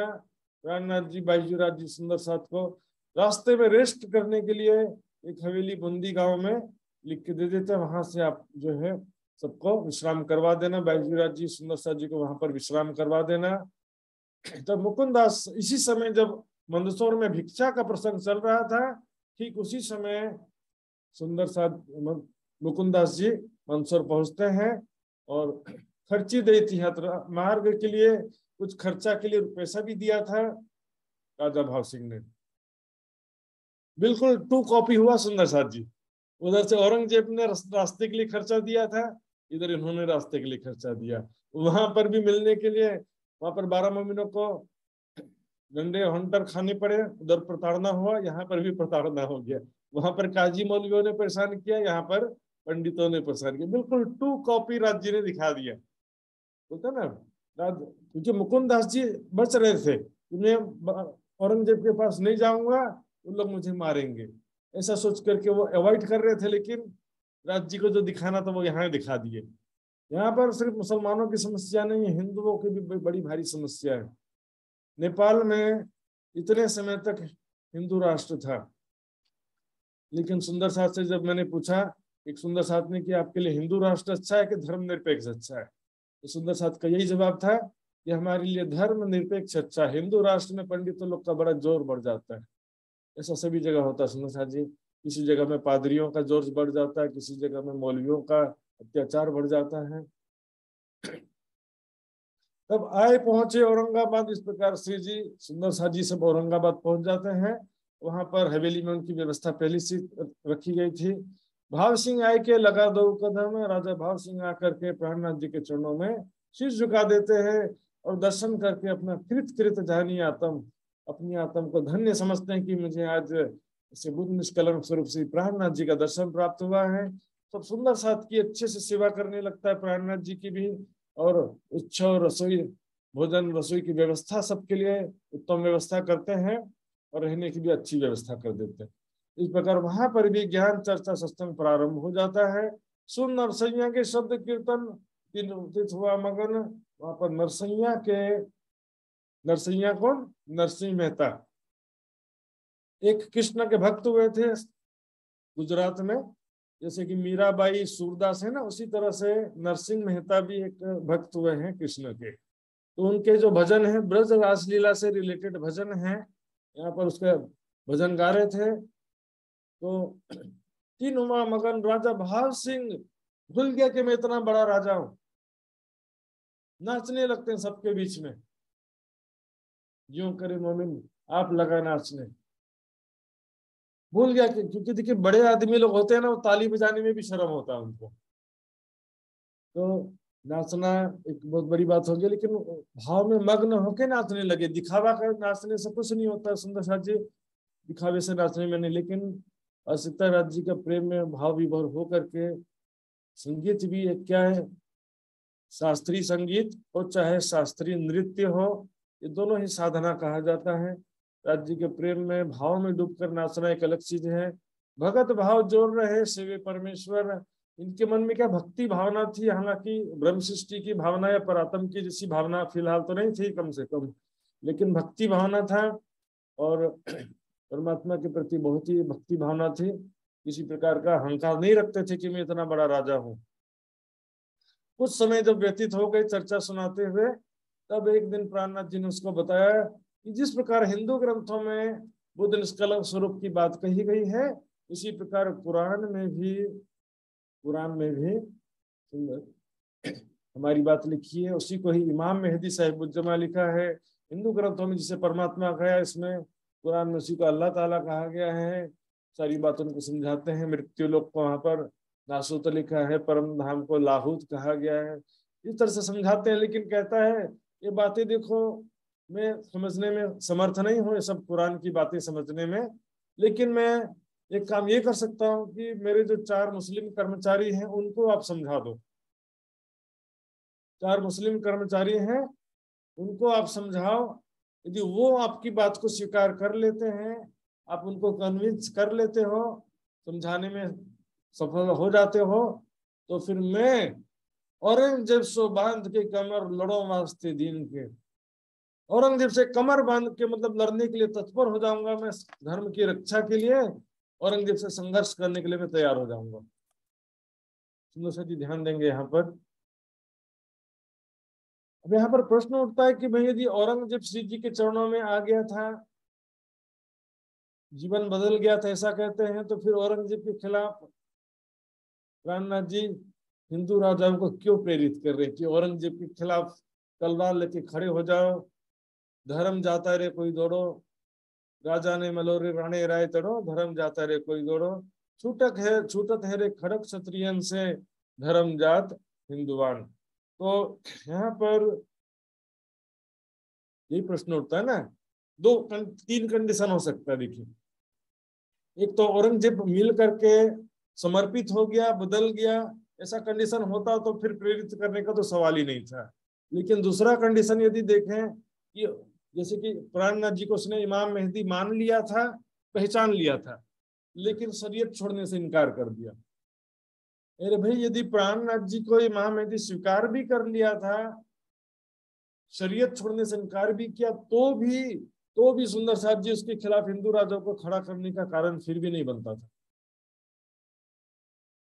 कम से कम इमाम मेहदी तो माना ना, तो फिर भी इमाम मेहदी माना है तो भी क्यों उनके खिलाफ प्राणनाथ जी सबको खड़ा करेंगे? शरीयत की ही तो बात थी, लेकिन इमाम मेहदी मान लिया होता तो भी औरंगजेब के खिलाफ किसी को नहीं खड़ा करते। सिर्फ यहाँ की बात नहीं है, आगे भी आता, बात नहीं सुनी रे बुंदेले छत्रसाल ने, आगे आए खड़ा ले तलवार। छत्रसाल जी को भी उनके खिलाफ प्रेरित किया औरंगजेब के खिलाफ धर्म रक्षा के लिए। यहाँ देखेंगे सुंदर साहब जी, जो सुंदर साहब जी को वहां पर यातना हुई, जो उनको कष्ट हुआ, प्रताड़ना हुई, उसके लिए औरंगजेब भी पूरी तरह से बेकसूर नहीं है। औरंगजेब की भी गलती है, उसने जो है कोतवाल के हवाले किया, तो उसको ये जिम्मेदारी थी कि उसको देखे, ये जो उनके दरबारी गलत थे तो उनको भी जो है इस बात का ध्यान होना चाहिए था। लेकिन अगले प्रकरण में, शुक्राना के प्रकरण में, ये बात स्पष्ट रूप से लिखी है, जब सुल्तान ने सुनी दौड़ा तरफ ईमान, तब ईमान की तरफ दौड़ा वो। मतलब सुंदर साहब से बातचीत करने के लिए उसके मन में जिज्ञासा हुई, रूबरू बात करने का मान लिया सुकन, पर क्या हुआ, दज्जाल आकर के उसके छाती में, हृदय में बसबसा करने लगा। दज्जाल ने उसके हृदय में कैसा विचार डाल दिया कि यदि तुम हिंदू बैरागी के चरणों में चले जाओगे, तुमसे दिल्ली का सल्तनत शासन छूट जाएगा, और जो मेरे ताबे रहोगे तो करो पातशाही तुम। तो दिल्ली की बादशाहत छूट जाने के भय से, बादशाहत के लालच में उसने सुंदर साहब के ऊपर ध्यान नहीं दिया। बादशाहत के लिए तो अपने पिताजी को जेल में डाला, अपने तीनों भाइयों को मारा, सुंदर साहब जी उसी बादशाहत के लिए तो किया था सारा उसने। तो औरंगजेब भी इसके लिए बेकसूर नहीं था, पहली बात। और दूसरी बात, मैंने बहुत सारा विस्तार से परसों की चर्चा में बताया भी था, इस प्रकार वो जगह जगह सभी लोगों को वहां पर मुगल सेना भेजते ही रहता था। और प्राणनाथ जी कई जगह प्राणनाथ जी ने कहा कि यदि वो मिलेगा तो हमको ज्ञान के द्वारा हम समझा देंगे। यदि पहले मिला होता और पहले नहीं समझा पाए तो फिर अब कहाँ से समझा देंगे? सुंदर, पहले नहीं मिले हैं तब तो कह रहे हैं कि एक बार मिले तो सही वो। तो इस पर औरंगजेब, सॉरी, राजा भाव सिंह यहाँ पर ये प्रस्ताव रखता है कि मेरे 4 मुस्लिम कर्मचारी हैं, उनको आप समझा दो, तब मैं औरंगजेब के खिलाफ लड़ने के लिए तैयार हो जाऊंगा। तब प्राणनाथ जी कहते हैं, सौंपो हमको मुसलमान, तो 4 मुस्लिम कर्मचारी हमको सौंप दीजिए और मैं उनको समझा दूंगा। वो स्वयं अपने मुख से कहेंगे कि हम कुरान के हिसाब से दीन इस्लाम हकीकी सत्य मार्ग पर हैं, हम ही हैं, ऐसा वो स्वयं आपसे कहेंगे। तो इस प्रकार से राजा भाव सिंह ने भी स्वीकार किया। अब इसी समय दक्षिण भारत से भवानी भट्ट, तो उदयपुर से पहली बार मुलाकात हुआ था, उसके बाद वो दक्षिण भारत, साउथ इंडिया में चले गए थे। दक्षिण भारत है ना, तमिलनाडु, केरला, कर्नाटक, इसको साउथ इंडिया बोलते हैं। दक्षिण भारत में उनको एक ग्रंथ मिला था, बुद्ध गीता बुद्ध स्तोत्र। तो ग्रंथ में जब देखा उसने कि अरे इसमें तो कितने सारे प्रमाण हैं, प्राणनाथ जी के बुद्ध निष्कलंक स्वरूप के सारे प्रमाण हैं, तो ग्रंथ लेकर के तुरंत आता है प्राणनाथ जी के पास में। जब औरंगाबाद में थे, महाराष्ट्र में, बुद्ध गीता ग्रंथ में ब्रह्मा जी ने नारद जी को बुद्ध निष्कलंक स्वरूप की पहचान कराई है। उसी प्रकार बुद्ध स्तोत्र ग्रंथ में शंकर भगवान ने पार्वती जी को बुद्ध निष्कलंक स्वरूप की पहचान कराई है। ये बुद्ध गीता जो ग्रंथ है सुंदर साथ जी, बुद्ध स्तोत्र, ये बहुत ही महत्वपूर्ण ग्रंथ है। लेकिन पढ़ने वाला क्योंकि संसार में ये ग्रंथ प्रचलित नहीं है, सामान्य किसी हिंदू को दिखाएंगे तो बोलेगा ये कौन सा ग्रंथ है, हमने तो कभी सुना ही नहीं इसके बारे में, ये ग्रंथ तो आप लोगों ने खुद ही बना दिया होगा, ऐसा सोचते। माहेश्वर तंत्र पुराण संहिता इतने प्रमाण है हमारे, लेकिन दुनिया वालों को दो तो विश्वास ही नहीं करते, क्योंकि आज तक वो ग्रंथ जो है उनका सुनने में आया नहीं, देखने में नहीं आया, इस कारण वो क्या करते हैं, उस पर विश्वास नहीं करते, जबकि उनमें से प्राप्त हुआ है। अभी देखेंगे निजानंद आश्रम रतनपुरी से और यहाँ पर बनारस में माहेश्वर तंत्र ग्रंथ पर जो पब्लिश हुआ था सुंदर साहब जी, माहेश्वर तंत्र ग्रंथ, वो कैसे मिला था आपको मैं सुनाता हूँ स्टोरी, शायद आपको नहीं मालूम होगा। माहेश्वर तंत्र ग्रंथ की खोज सरकार श्री ने शुरू करवाया कि खोजो, कहीं से भी प्राप्त करो माहेश्वर तंत्र ग्रंथ, एक भी कॉपी नहीं था हमारे पास में। तब वहां पर यूपी में, उत्तर प्रदेश में एक सुंदर साथ थे एसपी आर्य, आईएएस ऑफिसर थे, बहुत बड़े अधिकारी थे सरकारी विभाग में। आईएएस ऑफिसर इन्हें की इंडियन एडमिनिस्ट्रेटिव सर्विस, भारतीय प्रशासनिक सेवा, तो बहुत बड़े अधिकारी थे। उन्होंने कई विद्वानों के घर में, पंडितों के घर में खोजा, तब जाकर के एक पंडित के घर पे मिला, क्योंकि माहेश्वर तंत्र ग्रंथ के पहले पन्ने पर लिखा है कि ये ज्ञान किसी अयोग्य व्यक्ति को सुनाओगे तो 1000 ब्राह्मणों की हत्या का पाप लगेगा, 1000 स्त्रियों की हत्या का पाप लगेगा, 1000 गायों की हत्या का पाप लगेगा, 1000 बच्चों की हत्या का पाप लगेगा। तो कौन सुनाएगा सुंदर साथ जी, इतना रिस्क कौन लेगा। ये तो ब्रह्म आत्माएं जो है सुंदर साथ, ब्रह्मात्माओं की वजह से दुनिया को सुनने मिल रहा है। कहती हूँ उम्मत को सुन सी सब संसार वाली स्थिति होगी सुंदर साथ जी। दुनिया इस ज्ञान के योग्य नहीं है। सभी महापुरुषों ने पुकार पुकार के कहा, और यही कारण था कि कुरान में भी तरीकत और हकीकत और मार्फत के हरफ जो है, वहां पर अल्लाह ने कहा कि हकीकत के शब्द मात्र संकेतों में लिखना, वो भी ब्रह्म आत्माओं के लिए, मोमिनों के वास्ते संकेतों में लिखना, और मार्फत के तो मत लिखना, आखिरत में जब आओगे दोबारा तब उसको जाहिर करना है। इस प्रकार वहां पर बुद्ध गीता, बुद्ध स्तोत्र की चर्चा भी होती थी। इसको, इसमें क्या लिखा है प्राणनाथ जी, इसका स्पष्टीकरण सब सुंदर साथ के बीच में चर्चा करते थे। इन समय अव्वल खान करने आया दीदार। अब अचानक से वहां पर अव्वल खान पहुंच जाते हैं। अव्वल खान याद है सुंदर साथ जी? कसला था दीपा जी, याद है क्या अव्वल खान? विष्णु भाई अव्वल खान याद से नाम भूल जाते ना। दिल्ली में शेख बादल खान थे, उदयपुर में 2 सुंदर साथ जागीर, 2 मुस्लिम थे उदयपुर में, नूर मोहम्मद और अव्वल खान। अपने पीठ पे कोड़ा मार रहे थे ना अव्वल खान, अपने ही पीठ पे कोड़ा मारने लगे थे वो अव्वल खान। अभी यहाँ पर औरंगाबाद आकर के यहाँ नौकरी कर रहे थे वो। तो 4 मुसलमान में से पहला मुसलमान था अव्वल खान। वो तो बोलता है, अरे हादी सदगुरु साहब आप यहाँ पर, मुझे तो कहा गया कोई आया है हमसे ज्ञान वार्ता करो, तुम्हें आया तो देखा था आपने यहाँ पर चरणों में। बोला मैं तो आपके चरणों में पहले ही समर्पित हूँ, पहले ही आपके चरणों में आ चुका हूँ, मुझे तो बस आपका दर्शन करके आनंद हो गया। तो सुंदर साथ जी, इस प्रकार 4 में से पहला जो मुस्लिम कर्मचारी थे वो अव्वल खान निकल गए। अव्वल खान तो ऑलरेडी प्राणनाथ जी के चरणों में पहले ही समर्पित थे। अब अव्वल खान जो है बाकी दो को लेके आते हैं, जहान मोहम्मद और मिहीन खान। फिर एक चौथा भी है फतेह मोहम्मद। यहाँ पर अव्वल खान जो है 2 अन्य मुस्लिम कर्मचारी जहान मोहम्मद और मिहीन खान को लेके आते हैं, और उनको प्राण समझा बुझा करके लाते हैं। क्योंकि एक मुस्लिम भाई दूसरे मुस्लिम भाई को समझाएगा तो ज्यादा फर्क पड़ता है। हिंदू मुस्लिम को बोलेगा तो हिंदू हैं, दूसरे धर्म वाले हैं, काफिर हैं, ऐसा कहेंगे। सुंदर जी, जहान मोहम्मद मिहीन खान भी चर्चा सुनने आने लगते हैं। उसमें से मिहीन खान को पहले ईमान आ गया। ताबी हुआ तब कुछ ही दिन की चर्चा सुनकर, कुरान के हदीसों के रहस्य सुनकर, क़यामत का समय किस प्रकार नजदीक आ गया है, क़यामत के 7 निशानियों का बातिनी मायना क्या है, मोमिन रूहें कौन है, फरिश्ते कौन है जो शबे कद्र में दुनिया में अवतरित होते हैं, वो कौन है, लैलतुल कद्र की 3 तकरार क्या है, सारी बातें जब प्राणनाथ जी की चर्चा से सुनते हैं, ये ताबे हुआ तब बोले ये ज्ञान तो हमारे काजी मौलवी आलिम फाजिल काजी हाजी किसी ने नहीं समझाया आज तक। अब ताबे होना मतलब प्राणनाथ जी के चरणों में समर्पित हो गया, प्राणनाथ जी के आदेश के अधीन हो गया। अब जैसा आप आदेश करें मुझे शिरोधार्य होगा। दज्जाल से लड़ने लगा, चाहिए लेने शोभाव, दज्जाल से लड़ने लगता है, क्योंकि देखिए शरीयत को छोड़ना, वहाँ काजी मौलवी उनके भाई बंधु सभी लोगों से विरोध होता है। फिर तुम कहाँ हिंदू बैरागी के चक्कर में फंस गए हो, नमाज नहीं पढ़ते हो, शरीयत का पालन नहीं करते हो, परिवार वाली झगड़ा करे। उसने जो है कोई बात नहीं, अपने परिवार समाज मुस्लिम भाई काजी मौलवी सबके विरोध के बावजूद भी प्राणनाथ जी के चरणों में आते हैं वो। अब 2 मुसलमान यहाँ जागृत हो गए, 4 में से 2 हो गए, अब 2 बचे।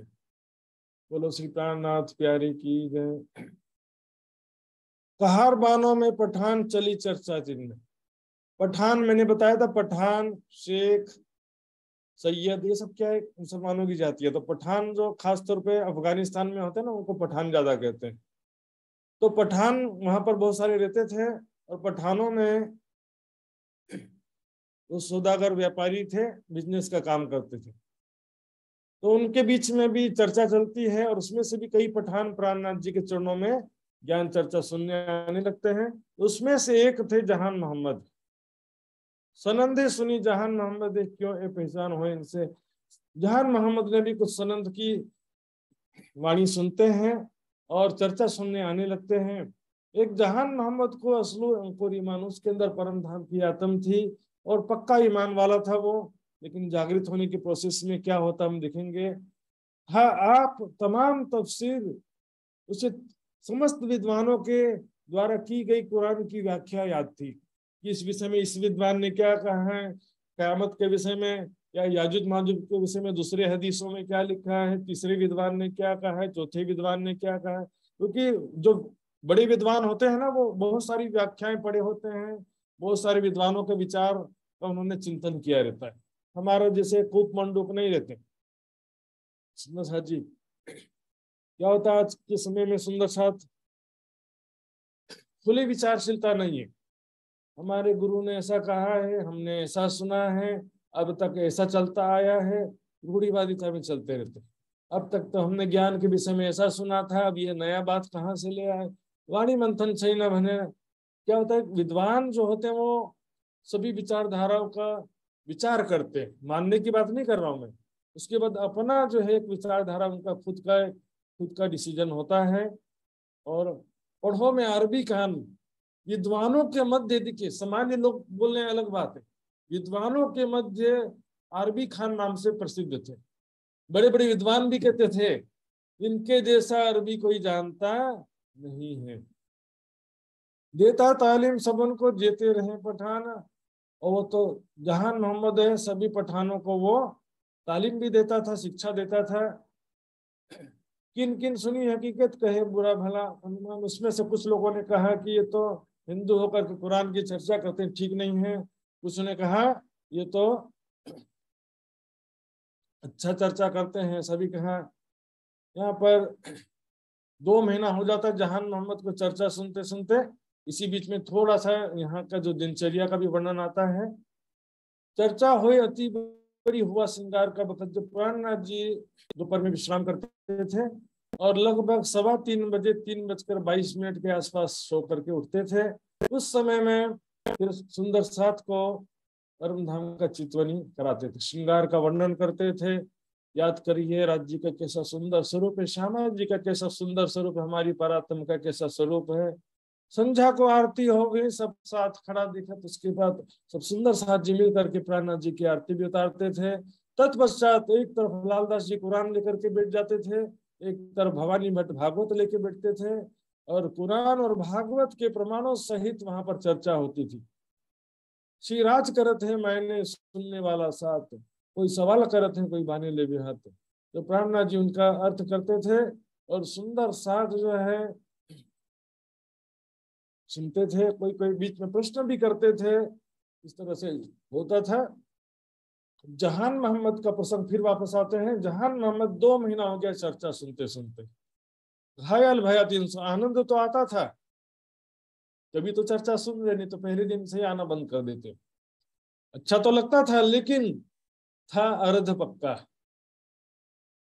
सुंदर सा जी, या कई होता कि अर्ध पक्का मतलब जैसे वहां पर महावजी भाई को थोड़ा खंडन नहीं कर दिया तो वो नाराज हो गया, इस तरह से अर्ध पक्का। ईमान पक्का नहीं था, प्राणनाथ जी पर पूर्ण विश्वास नहीं था। सुनी लीला फिरी सूरत। लाल दास जी, उत्तम दास जी ने उनको परम धाम के स्वरूप और लीलाओं का वर्णन सुना दिया।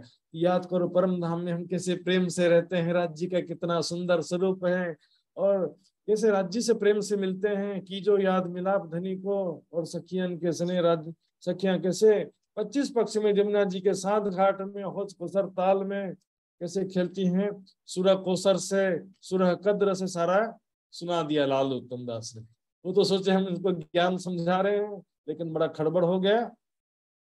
क्योंकि मुसलमान भाई क्या है कि खुदा की सूरत के विषय में बड़े कट्टर होते हैं। खुदा की सूरत के विषय में तुम कैसे बोल दिए? खुदा की सूरत खुदा ही बयान कर सकता है और कोई बयान कर सकता है नहीं। यहाँ पर सुंदर साहब जी बोलते हैं सारी चीजें कि नासूत मलकुत जबरूत से परे अर्श आजम लाहौत में, मोहम्मद की रूह गई मेराज में। फिर दोबारा क्या बोलेंगे? खुदा का नूर कण कण में समाया है, मैं भी ब्रह्म हूं तुम भी ब्रह्म वाला हालत आ जाता है अनलग। हालांकि सारे मुसलमान ऐसा नहीं मानते हैं, सूफी कुछ सूफी लोगों की मान्यता ऐसी है। और सुंदर साहब जी देखेंगे कुरान में इतने सारे प्रमाण होने के बावजूद, एक बार एक सुंदर साथ ने एक काजी मौलवी से कहा कि कुरान में कहाँ लिखा है कि खुदा निराकार है? उसने कहा कुरान में तो नहीं लिखा, लेकिन क्या करें, हमसे सब मुसलमान भाई पूछते हैं, हम क्या जवाब दें? जवाब आता नहीं है, इसलिए हम निराकार कह देते हैं। देखिए कुरान में भी सूरह नज्म 53 नंबर सूरह है, 6 से 13 आयतों में लिखा है। देखिए लास्ट वाला सीधे देखते हैं, पहली एक बार मैंने विस्तार से लिया था। दिल ने झूठ ना कहा जो देखा, उन्होंने वह जलवा 2 बार देखा। खुदा का 2 बार दीदार किया। हदीसों में भी इसका प्रमाण आता है। बेशक नबी करीम ने अल्लाह का दीदार किया।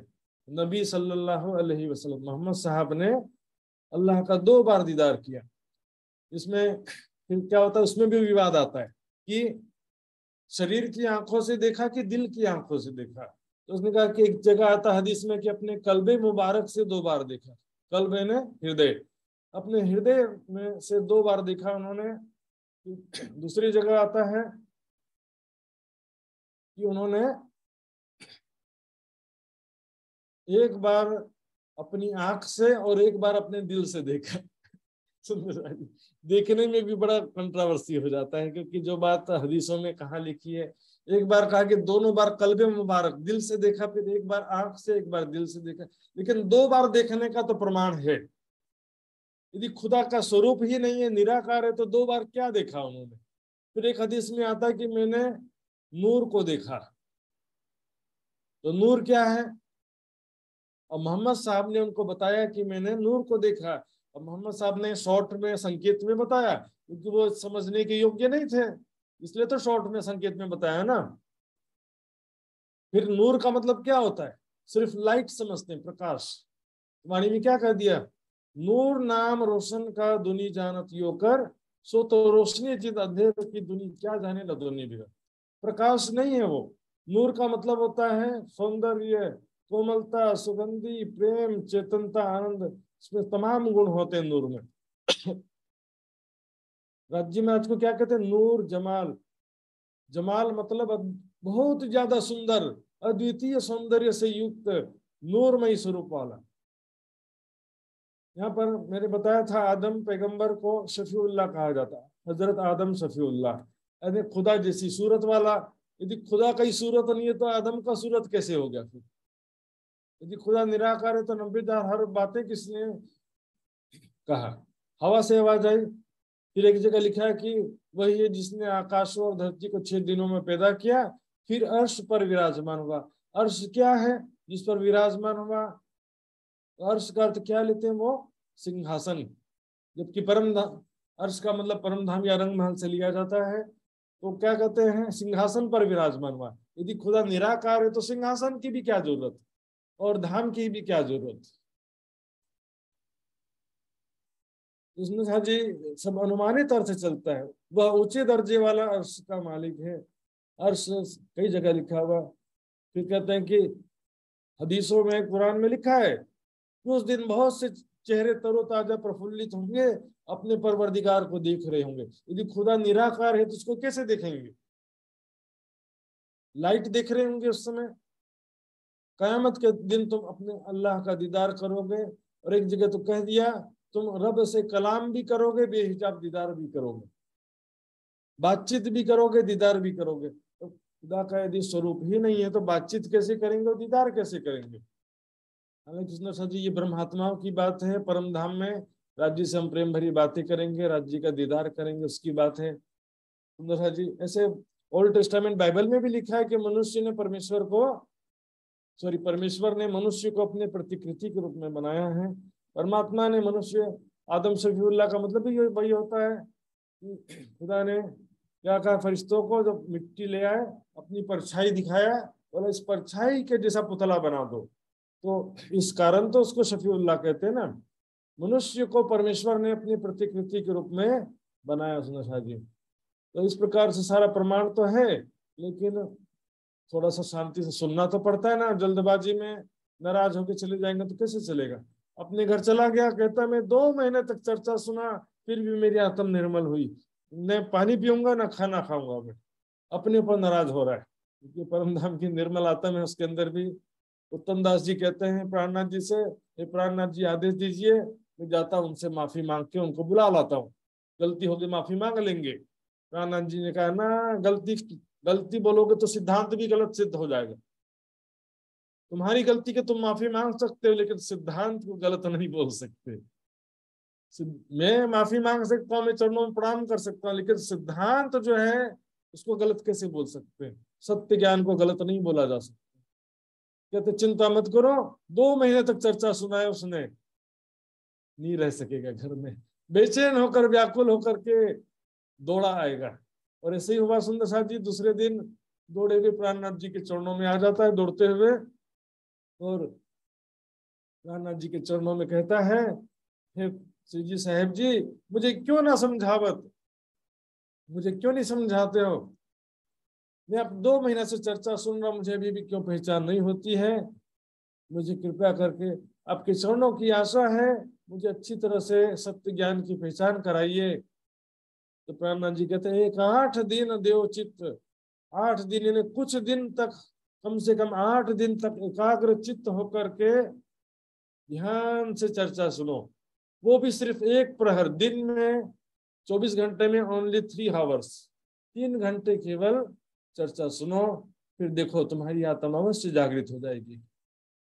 सुंदर शाह जी यहाँ पर हम सुनते भी हैं, लेकिन एकाग्र चित्त भी हो भी जाए, लेकिन जो जरूरी चीज है वो क्या है? वैराग्य।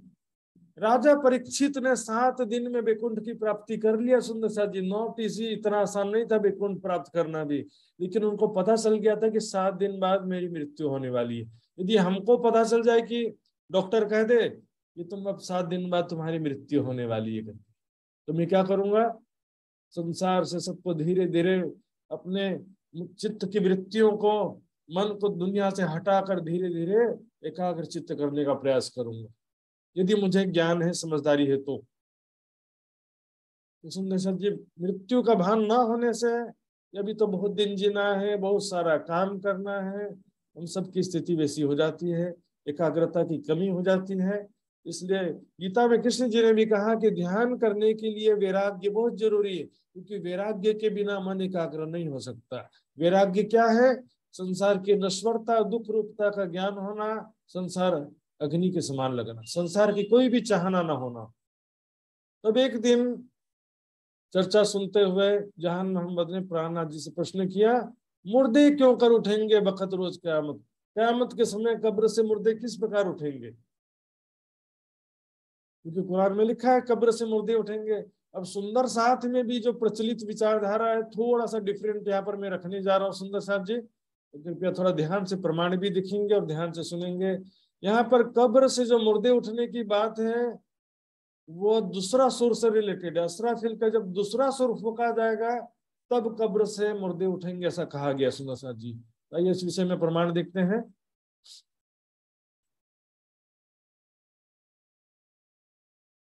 ये देखिए सुंदर साथ जी क्या कहा गया है।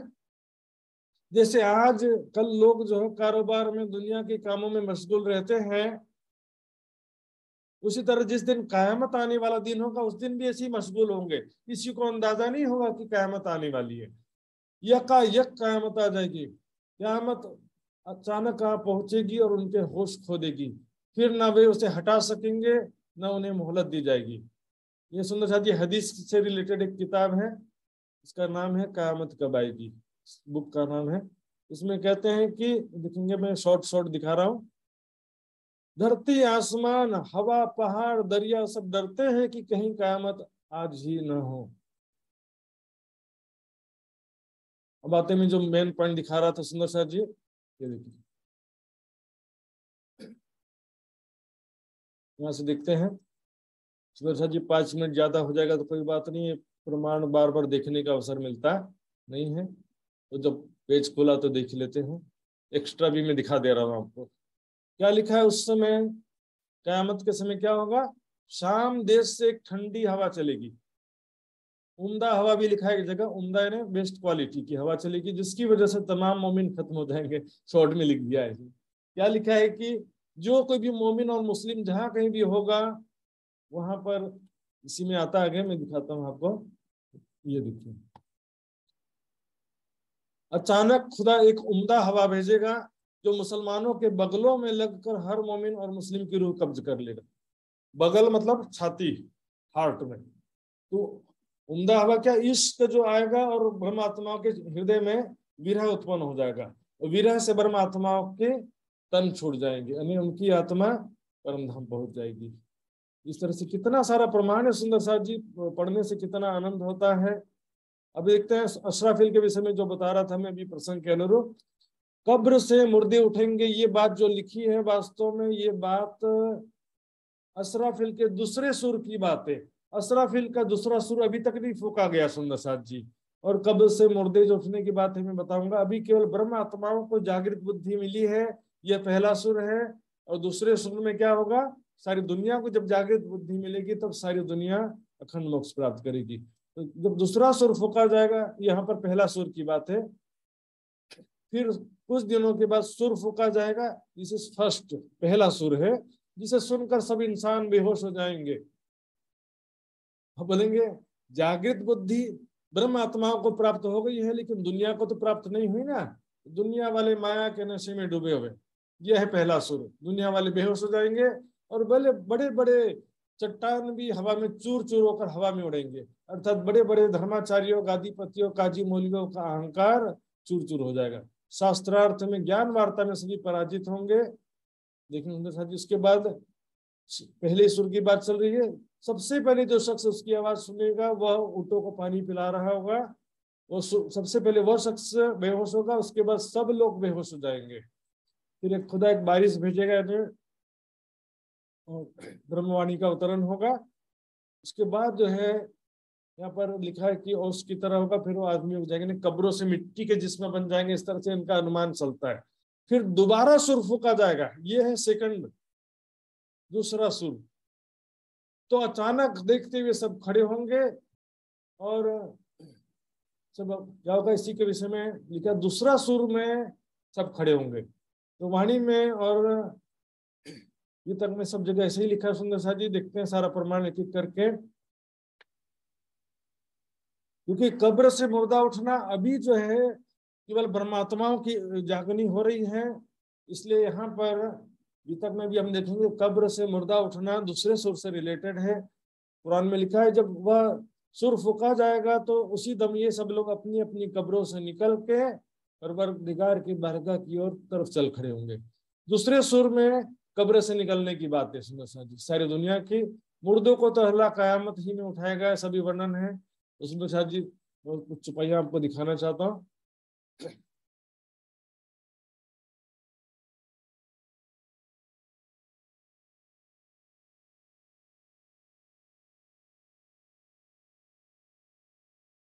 कहाँ चल गया चौपाई,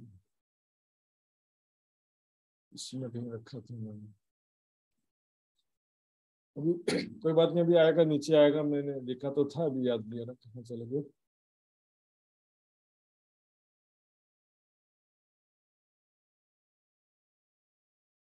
हाँ ये मिल गया। देखिए सुंदर हाँ जी, लिखा वाणी में भी, एक सुरे दुनी फना करी, पहले सुर में फना हो जाएगा दुनिया, यानी बेहोश हो जाएगी। दूजे सुरे कायम उठाए, तो दूसरे सुर में कब्र से उठाया जाएगा। इसी तरह एक दूसरी चौपाई भी है, जो फूके जिमी पहाड़ उड़ावसी, दूजी फूके कायम करे जहान। तो दूसरे सुर में ही कब्र से खड़ा करने या अखंड मुक्ति देने की बात है। और पहले सुर फूकने में, अर्थात पहली बार जो जागृत बुद्धि परमात्माओं को मिली है, दुनिया बेहोश है। दूसरा सुर फूकने पर का मतलब क्या है, सारी दुनिया को जागृत बुद्धि मिल जाना ही दूसरा सुर फूकना है। कोई दरअसल असराफिल सही में कोई फरिश्ता नहीं है जैसा रणसिंखा लेके खड़ा हो, जागृत बुद्धि को ही बुद्ध जी को असराफिल कहा गया संसार जी। तो इस प्रकार से यहाँ पर प्राणनाथ जी उनको समझाते हैं, सारी बात विस्तार से समझाते। मैंने शॉर्ट में आपको बताया, चुपाई के हिसाब से लिखेंगे कब्र से किस प्रकार मुर्दे उठेंगे, पूछा था इब्राहिम ने। प्राणनाथ जी कहते हैं, देख लो कुरान में क्या लिखा है। सूरह कद्र में दिखाते हैं, फरिश्ते रूह हैं अपने रब के हुक्म से दुनिया में अवतरित होते हैं। वो मोमिन रूह हैं, वहां पर इश्क रबत के कारण अर्श आजम से दुनिया में उतरे हैं। और नूर जलाली मतलब ईश्वरी सृष्टि ने क्या इच्छा किया था, अक्षर ब्रह्म ने, कि ब्रह्मात्मा का इश्क देखने की इच्छा किया था। तो दो तकरार में ब्रज और रास में आए थे, फिर ये तीसरा जागनी के ब्रह्मांड प्रातः काल को प्रारंभ हुआ। इसमें रास लीला खेल के आए बरारब श्याम, इसमें राज्य महाराज अरब में आए। रासलीला खेलने के पश्चात अरब में वही राज्य महाराज मोहम्मद साहब के रूप में आते हैं। लीला के अनुसार उनका नाम रसूल रखा गया। फिर क्या कर, यहाँ देखेंगे सुंदर साहब जी चुपाई देखिए। मोहम्मद साहब ने वादा किया कि 10वीं 11वीं सदी में मैं दोबारा आऊंगा और वहां पर हम आवेंगे फिर। क्या कहा मोहम्मद साहब ने, हम आवेंगे फिर। चुपाई ध्यान से देखिए सुंदर साहब जी, मैं दोबारा आऊंगा कहा मोहम्मद साहब ने। मैंने बड़ी वृत्त की चौपाई भी आपको दिखाया था, पहले की चर्चा में वाणी की बहुत सारी चौपाई दिखाया था। पहले कब्र से मैं उठूं मेरे भाइयों की खातिर। मोहम्मद साहब ने कहा कि मैं सबसे पहले तन धारण करूंगा। इसी प्रकार कहा, मैं मोमिन भाइयों के वास्ते संकेतिक वचन कहा मैंने, सो भाइयों आगे नजूम आए खोलो मेरा में। मोमिन भाइयों के समक्ष ही मैंने ही मोमिनों के भाइयों के लिए संकेतिक वचन कहा है, और आखिर में दोबारा आकर के खुद ही उसके अर्थ में स्पष्ट करूंगा। तो हम आवेंगे फिर, मोहम्मद साहब ने वादा किया था। उसके बाद उस समय काजी होए के हिसाब ले यानी खुदा ताला मोहम्मद साहब के अंदर, यह देखिए बसरी सूरत में भी खुदा तो था, लेकिन आखिरत में भी खुदा साथ में रहेगा ही रहेगा। तो श्यामा जी की आत्मा अक्षरातीत का आवेश दोनों अरब में भी थे और यहाँ पर भी है। तो ज्ञान के द्वारा पहला न्याय ले चुके हैं, और दूसरा न्याय कैसे होगा, जो उसकी शक्ति के द्वारा सबके दिल के भाव चेहरे पर आ जाएंगे। अच्छे बुरे कर्म जो दिल में छिपा के रखे हो सबके चेहरे पर आ जाएगा। सिफायत जो मोमिन की करे मोहम्मद बुजरक, इस समय मोमिनों ब्रह्मात्माओं की शिफायत करेंगे मोहम्मद साहब, अर्थात ब्रह्मात्माओं को ब्रह्म ज्ञान प्रदान करेंगे, इल्म लदुन्नी प्रदान करेंगे। इसी को शफात करना कहते हैं। तो लास्ट में क्या होगा, सारी दुनिया को जागृत बुद्धि मिल जाएगी। अकेले वही लोक में सब होवे एक दिन, सारी दुनिया को जागृत बुद्धि प्राप्त हो जाएगी। सभी को एक परमात्मा की पहचान हो जाएगी, सारे ब्रह्म ज्ञानी हो जाएंगे अकेले वही लोक में, मतलब सभी ब्रह्म ज्ञानी हो जाएंगे। बाइबल में लिखे कुछ सुंदर साहब जी कि उस समय कोई किसी से ना कहेगा कि आओ मैं तुम्हें ज्ञान सुना देता हूं, क्योंकि उस समय सारे ही ज्ञानी हो जाएंगे, तो फिर कौन किसको ज्ञान सुनाएगा। 14 तबकों में सब लिया भी आके सारी दुनिया एक हो जाएगी, सबको एक परमात्मा की पहचान हो जाएगी। उसके पश्चात खेल समाप्त होगा। This is the end point of the film. कि संसार रूपी पिक्चर का एंड है वो सारी दुनिया एक प्राणनाथ जी परमात्मा का जय जयकार लगाएगी। थोड़े से दिन में देखोगे बरत सी जय जयकार, सारी दुनिया एक प्राणनाथ जी का जयकारा लगाएगी, एक परमात्मा की पहचान हो जाएगा सबको। सभी खाए पिए सब मिलके बंदगी एक कसम, नाम न्यारे टल गए हुई नहीं एक रसम। सब मिलके एक परमात्मा की बंदगी करेंगे, लेकिन उसका नाम क्या होगा मैंने बताया। हिंदुओं के लिए निजानंद संप्रदाय बोल रहे, तो मुसलमानों के लिए दीन इस्लाम शब्द भी वाणी में वितक में प्रयोग किया गया है। ईसाइयों के लिए वो क्रिश्चियन ही रहेगा। लेकिन ब्रह्म ज्ञान पहुंचने के बाद शब्द का फर्क नहीं पड़ता है। हम कहते हैं वाटर, वो कहते हैं पानी, वो कहते हैं जल, तो क्या फर्क पड़ जाता है क्या? सब एक ही पानी पीते हैं कि अलग अलग पानी पीते हैं? बोले हम तो पानी पीते हैं और वो वाटर पीते हैं। तो एक परमात्मा की बंदगी तो करेंगे, लेकिन शब्द भेष भाषा, वेशभूषा भाषा, उसके विषय में वहां पर सबका एक जैसा व्यवहार तो होगा, लेकिन शब्द भाषा का थोड़ा भिन्नता हो सकता है। भाषा से कोई फर्क नहीं पड़ेगा, लेकिन सब एक परमात्मा की बंदगी करेंगे।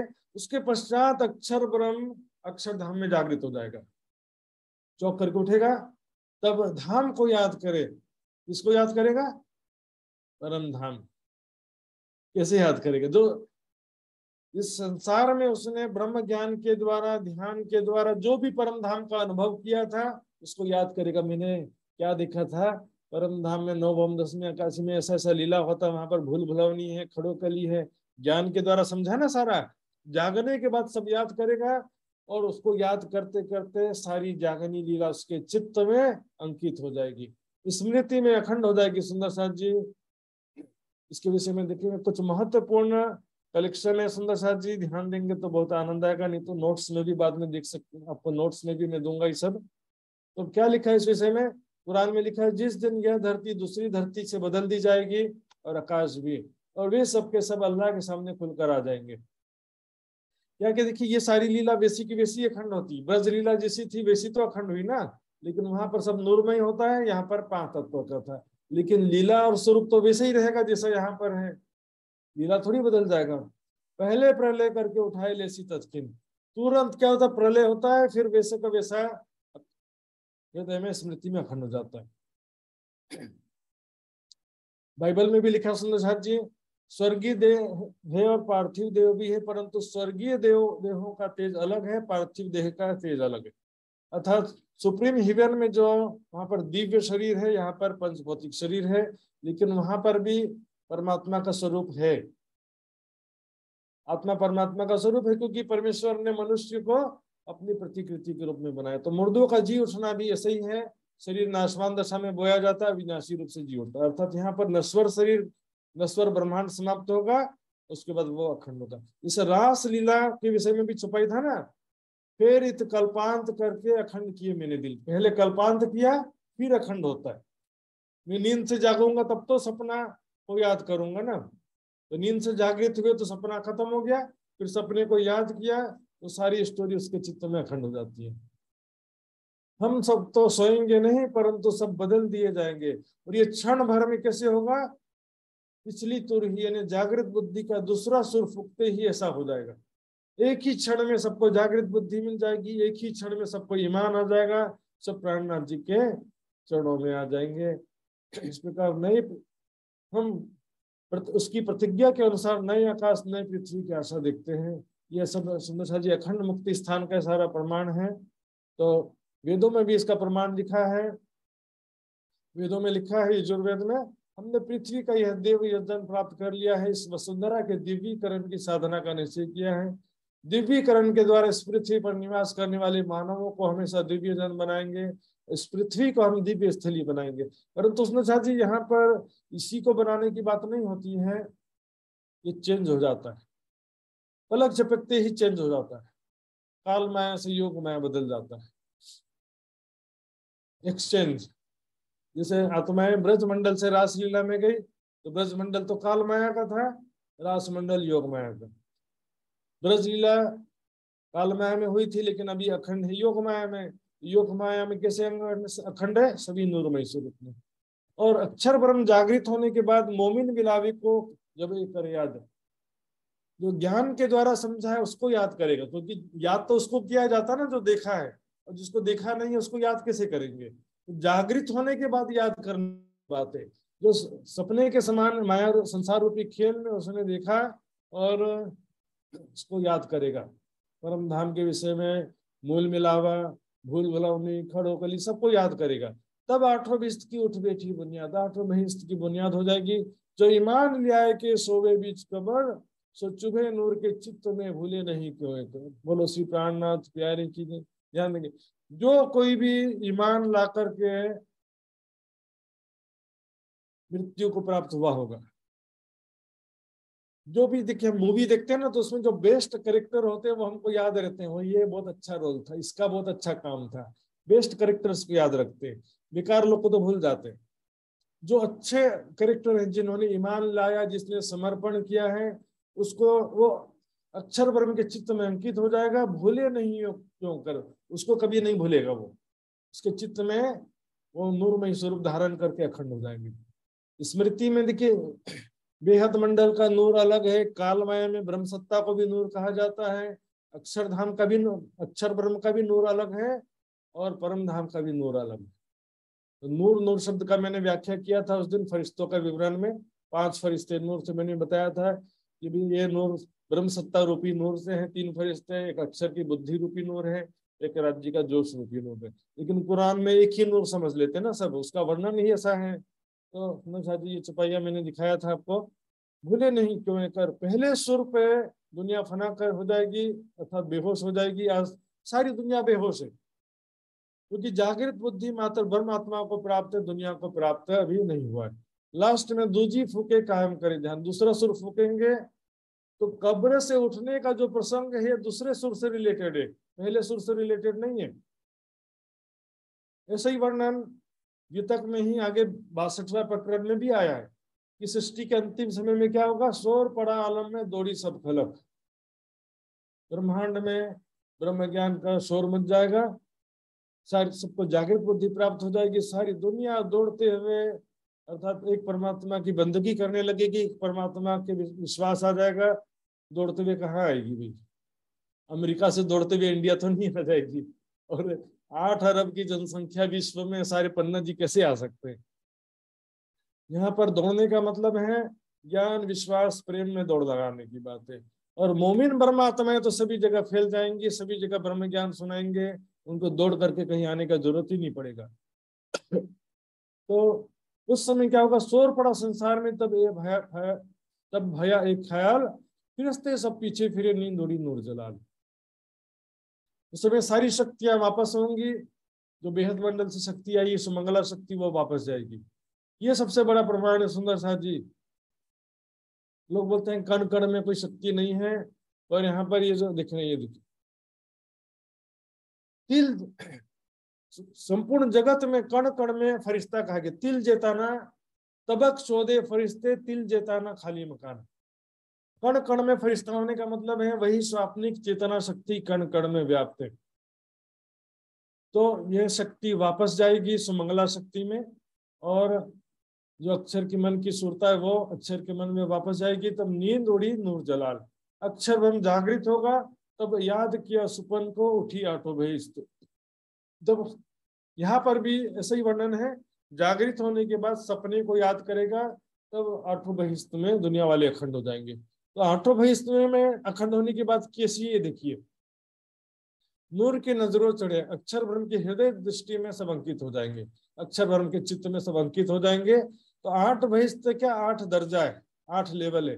हम जैसे मूवी देखते हैं उसमें बहुत ही अच्छा करेक्टर होता है ना, वो हमारे दिमाग में सबसे ज्यादा गहरी छाप छोड़ता है।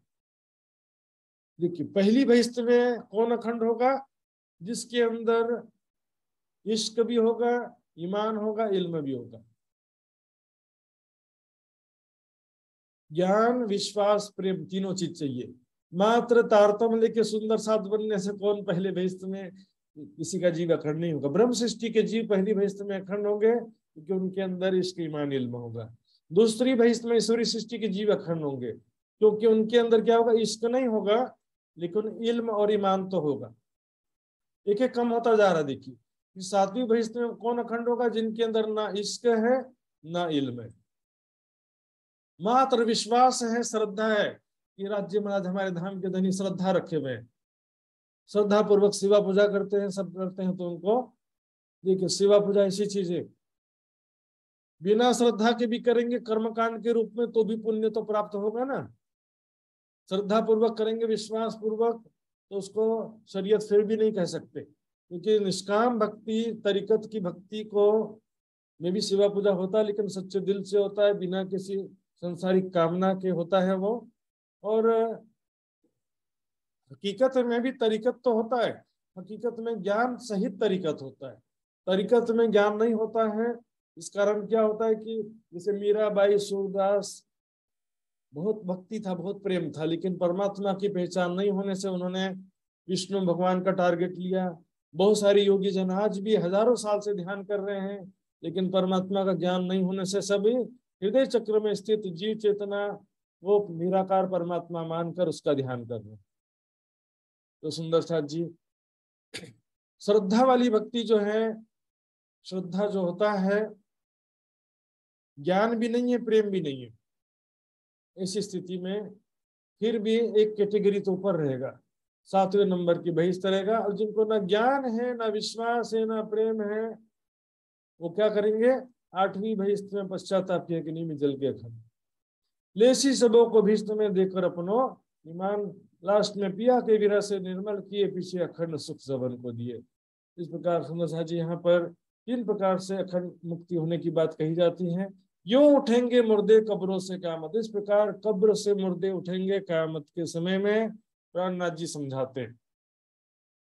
इस प्रकार जब खेल अंतिम समय में सारी दुनिया को जागृत बुद्धि मिल जाएगा, उसके बाद अक्षर ब्रह्म जागृत होंगे, फिर खेल को याद करेंगे, फिर खेल उनके हृदय में सारा अखंड हो जाएगा। समझिए यह दरवाजा खोलते जोश आया जो, इस प्रकार ज्ञान का रहस्य खोलते हुए जहां मोहम्मद के अंदर जोश आने लगता है, उनके हृदय में स्थित अज्ञानता कांपने लगता है, अज्ञानता नष्ट होने लगती है। सुंदर साहब जी इस प्रकार लिया दिन तीसरे जहान मोहम्मद ईमान, तीसरे दिन प्राणनाथ जी के चरणों में समर्पित हो जाते। हमने देखा था भैरव सेठ भी तीसरे दिन जागृत हो गया था। यहाँ पर जहान मोहम्मद प्राणनाथ जी के चरणों में ईमान ले आते हैं, और जैसे ही चर्चा सुनते हैं, लाहौत, परम धाम, अर्श आजम, अल्लाह ताला की बात सुनते हैं, जोश उनके अंदर पुनः आ जाता है, और वो कई बार बेहोश होकर गिर भी जाते हैं। प्राणनाथ जी उनके सिर पर हाथ रखते हैं, क्यों घबरा रहा है, क्यों चिंता कर रहा है, तू परम धाम की आत्मा है, हमारा प्यारा सुंदर साथ है, बिल्कुल चिंता मत करो, हम तो परम धाम में धाम धनी के चरणों में ही बैठे हैं। फिर थोड़ा सा होश आता है, और फिर जैसी परम धाम का नाम सुनता था फिर बेहोश हो जाता था, तो फिर गिरे जोश में गिर जाता था। सुंदर साथ जी इस प्रकार यहाँ पर 4 महीने तक के